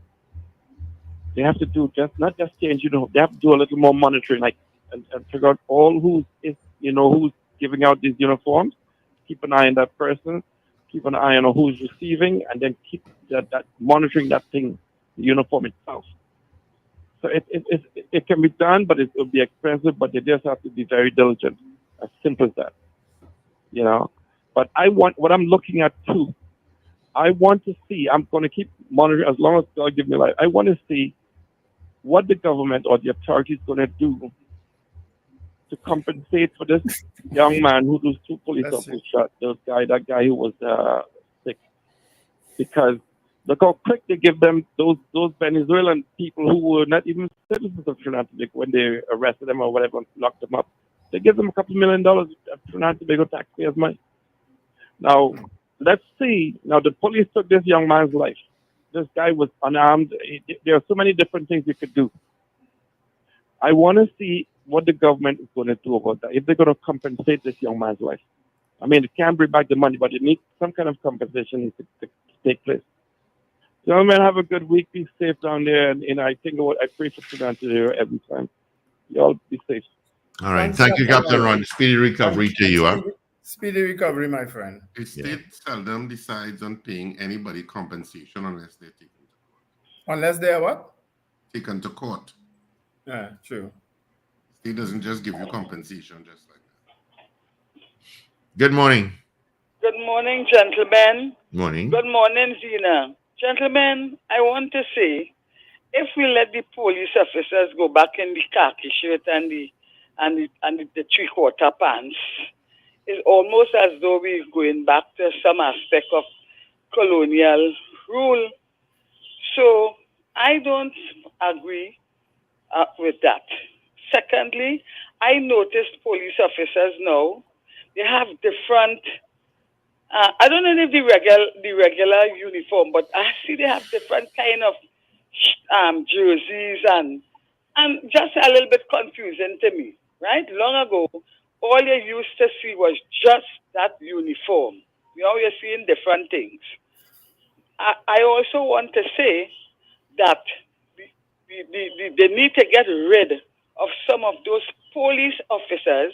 For example, we had two not too long ago who committed a crime. So get rid of them. When you get rid of those people, then they're going to put a little dent in how things go in this country. Thank you. So just to confirm, guys, it's a rumor. His brother posted on Facebook a while ago, and it's a rumor. All right? Yeah. That's concerning Larry Gomes. It's a rumor. Yeah. There's a rumor going around that he had passed. Larry Gomes, former cricketer, who resides in Scarborough, Ontario, that he had died. It is not true. Do not forward it. It is fake news. Yeah, it's fake news. His brother Randy Gomes posted, news. At least thank goodness for that. Yeah. Good morning. Good morning, guys. Rob calling in. Hi, Rob. How you doing? I'm all right. I sent in two articles to you on the chat there with the uniform changes. One was in Jamaica, and the other one was Barbados changed it because they changed it from the Royal Police Force to just the Barbados Police Force. So they made strategic changes based on the name change and the coat of arms changes for their police units. So that's one of the things I call to find out. The other thing, based on what the caller there before, that is true because now, when I'm in Trinidad, what I see is that police coming out in like police youth club uniform and police sports club uniform and credit union uniform and all different kind of uniform, saying that's the identification that they are part of the police.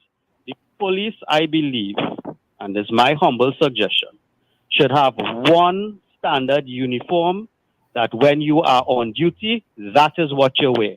Whether you're a desk officer, whether you're a administrative officer, whether you're a officer that is on patrol, part of a tactical unit, tactical might have to be a little different because it might need something a little more loose in the tactical division.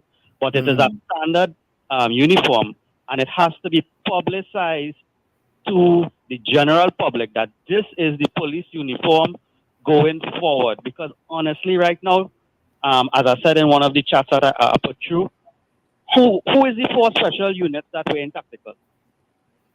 Is it SWAT? They said who it was, they named the units, in the release. They did. Yeah, they did. Right. So, I didn't see it, obviously. That's why I'm saying what I'm saying. Right? But it should be something that they publicize on social media, not just an article.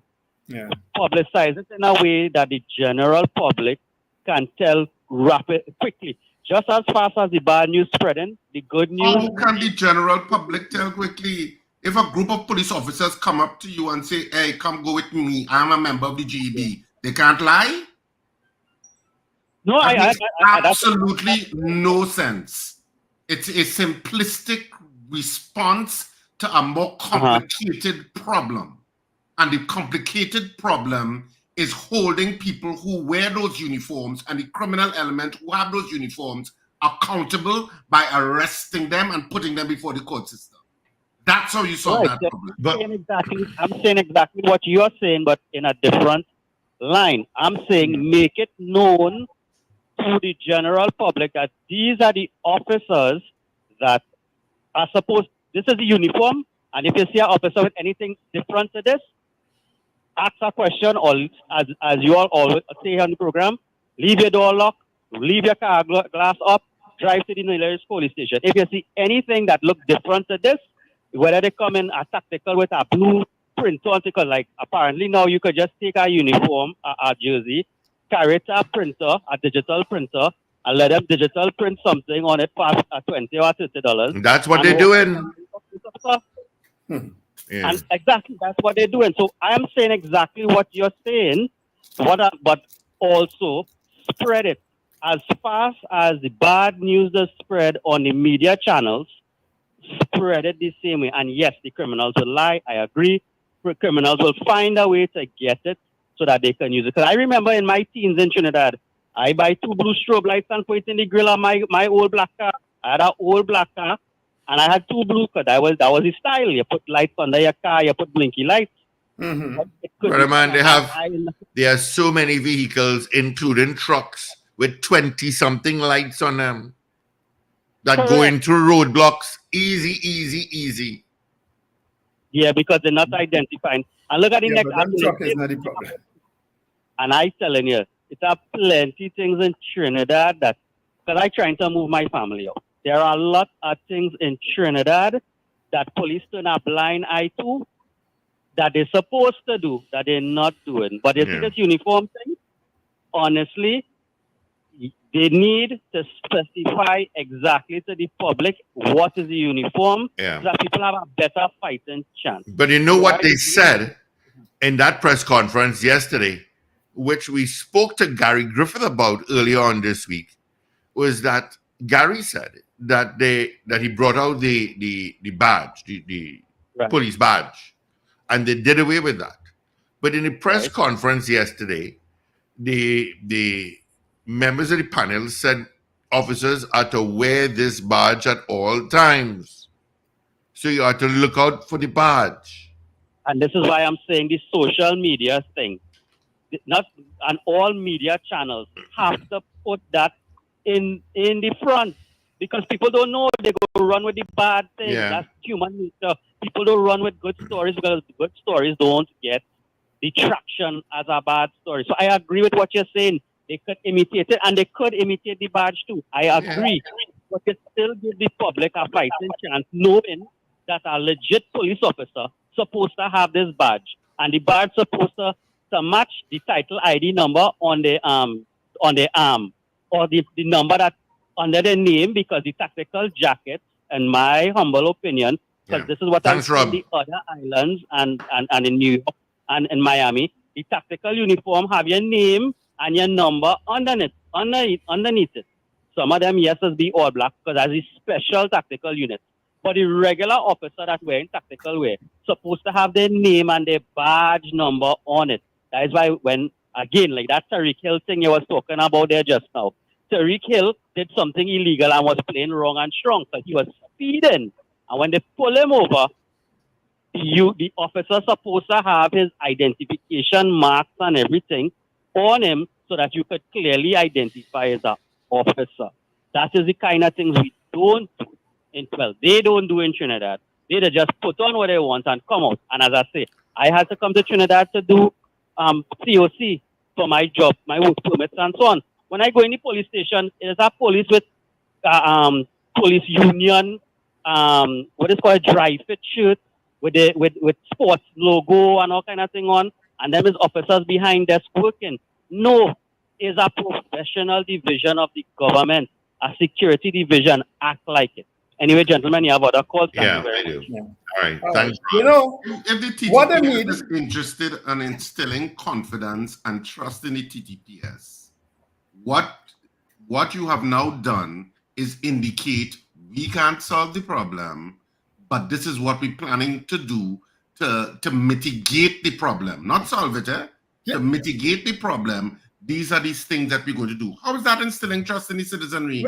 Let me How ask is this that? question. Because you are actually indicating we can't deal with the problem. We can't hold people accountable. You might as well, in my opinion, if they want to go down that road, that all police officers have to flash their ID and let the ID have a QR code that you can scan with your phone that takes you to a police server that identifies that this is a legit police officer. Mm-hmm. And that your check is logged. Yeah. Your phone checking it is logged in a security server. If you want to go down that road.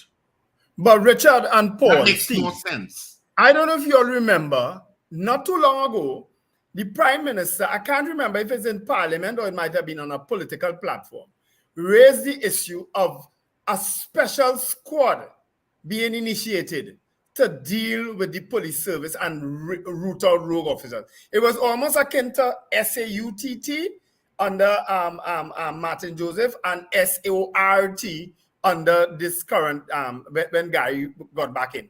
Because Gary admitted that he tried to regurgitate some of the things that were working back then. Yeah. They were against it then, right?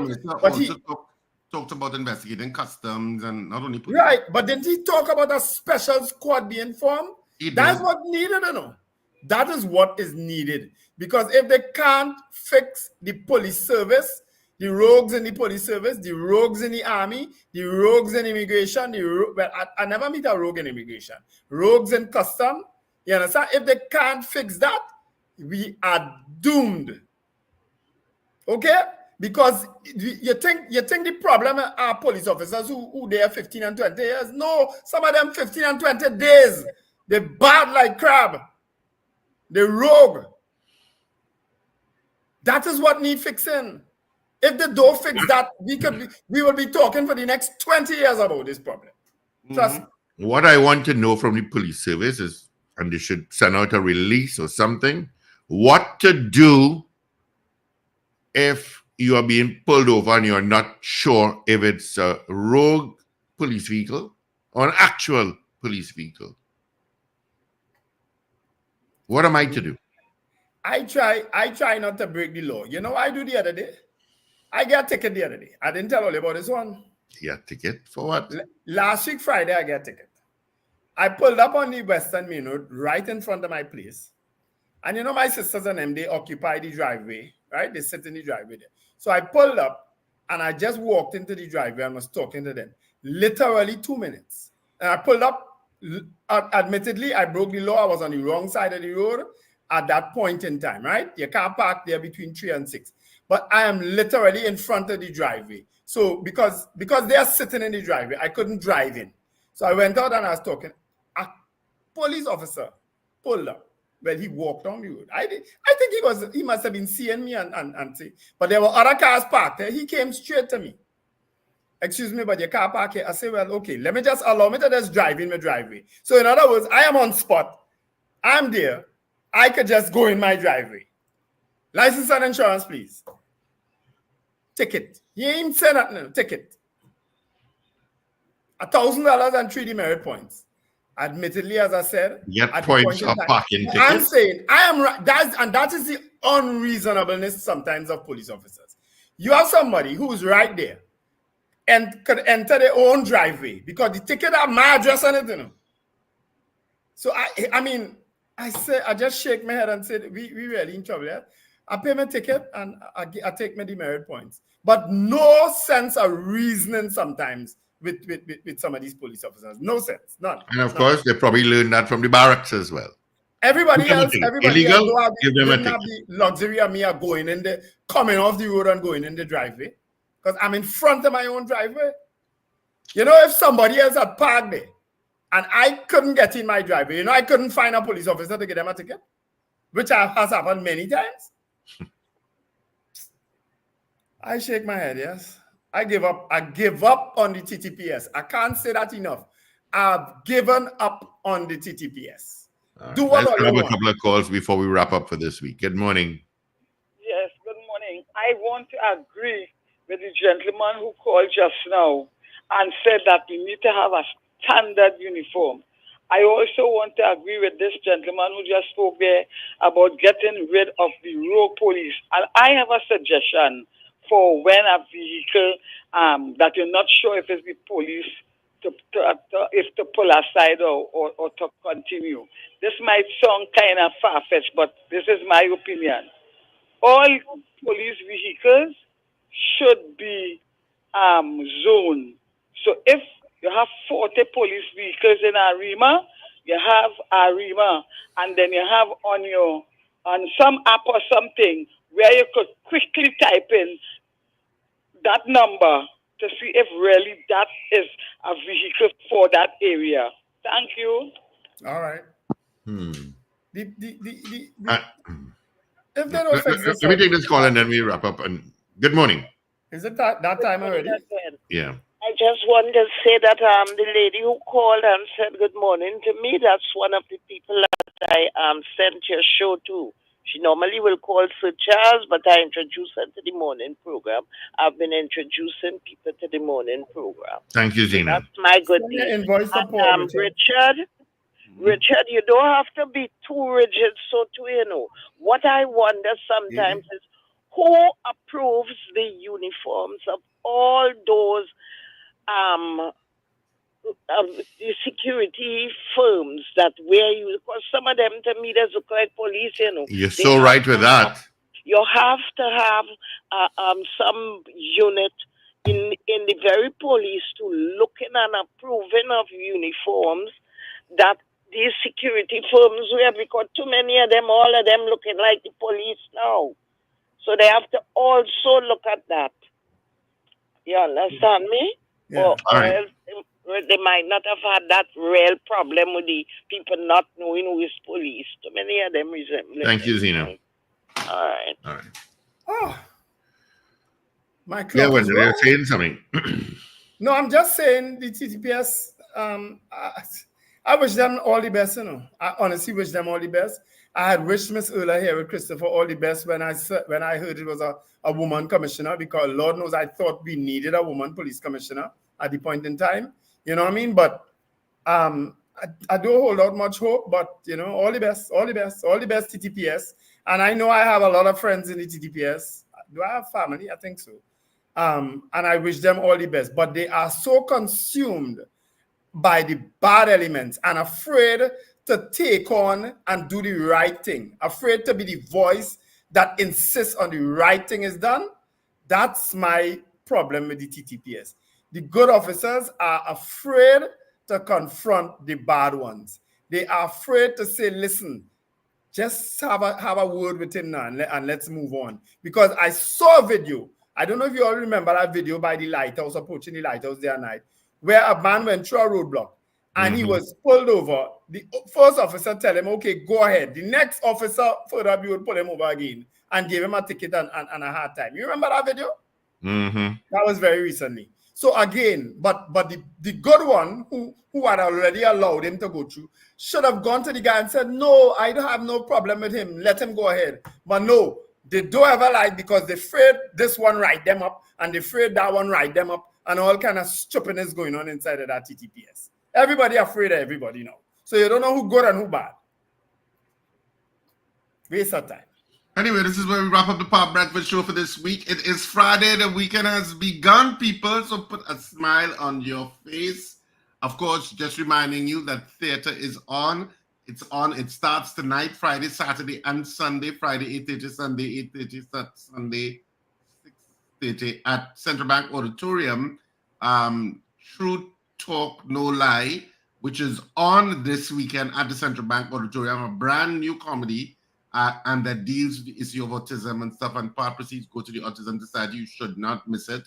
It's excellent work, directed by Deborah Buku Mason and Penelope Spencer, and written by the fantastic Penelope Spencer.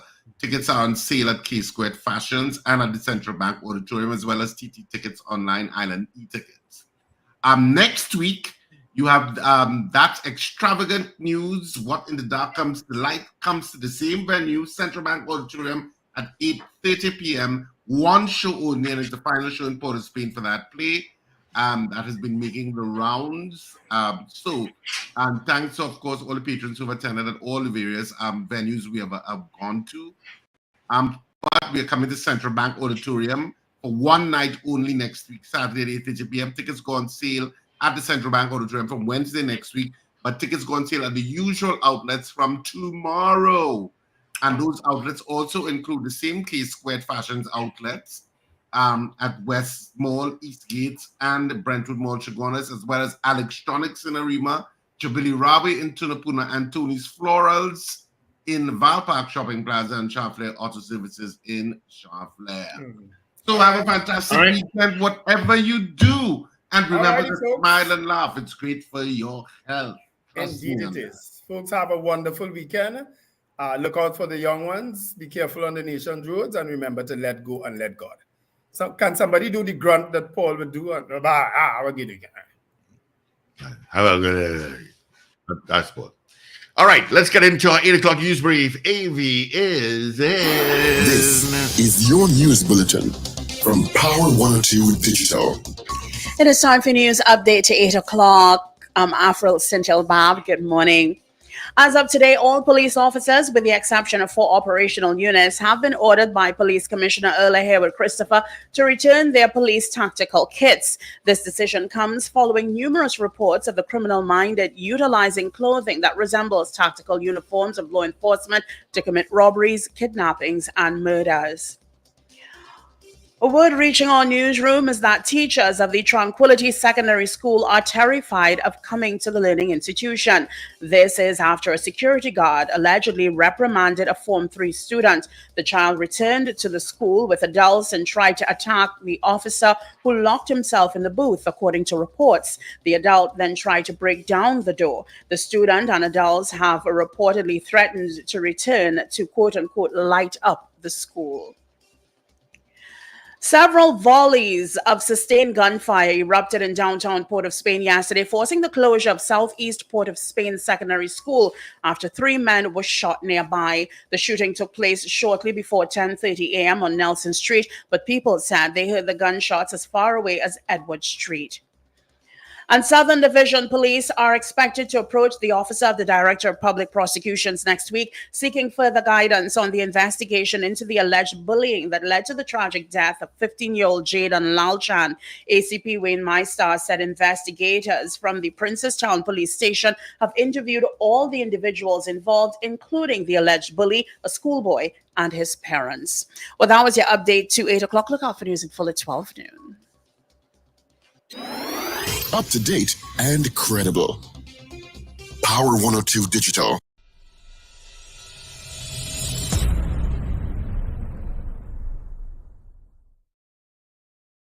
There is a connection between government policy and law in the sense that all laws start as some type of government policy. So, for example, in Trinidad and Tobago, we would have had the recent national policy on persons with disabilities. And that policy talks in very strong terms about the need to both enact laws to provide for the human rights of persons with disabilities. It also talks about the need to amend laws that we have on our statute books right now that discriminate against persons with disabilities. So once that policy is adopted and approved by the cabinet, then the process of making it a law can begin. The difficulty with the policy remaining as a policy is 2 things. One, it's not enforceable. So it does not really give you any rights legally because it's just a policy, it's not a law. And the other thing is that policies can change over time. Policies can change over time as the needs of the government or the focus of the government itself changes. It can change if the government itself changes. So that it's not enough for us to say, well, we have a policy. We have to take that further step to make the policy a law, because that is what will give full protection for the human rights of persons with disabilities.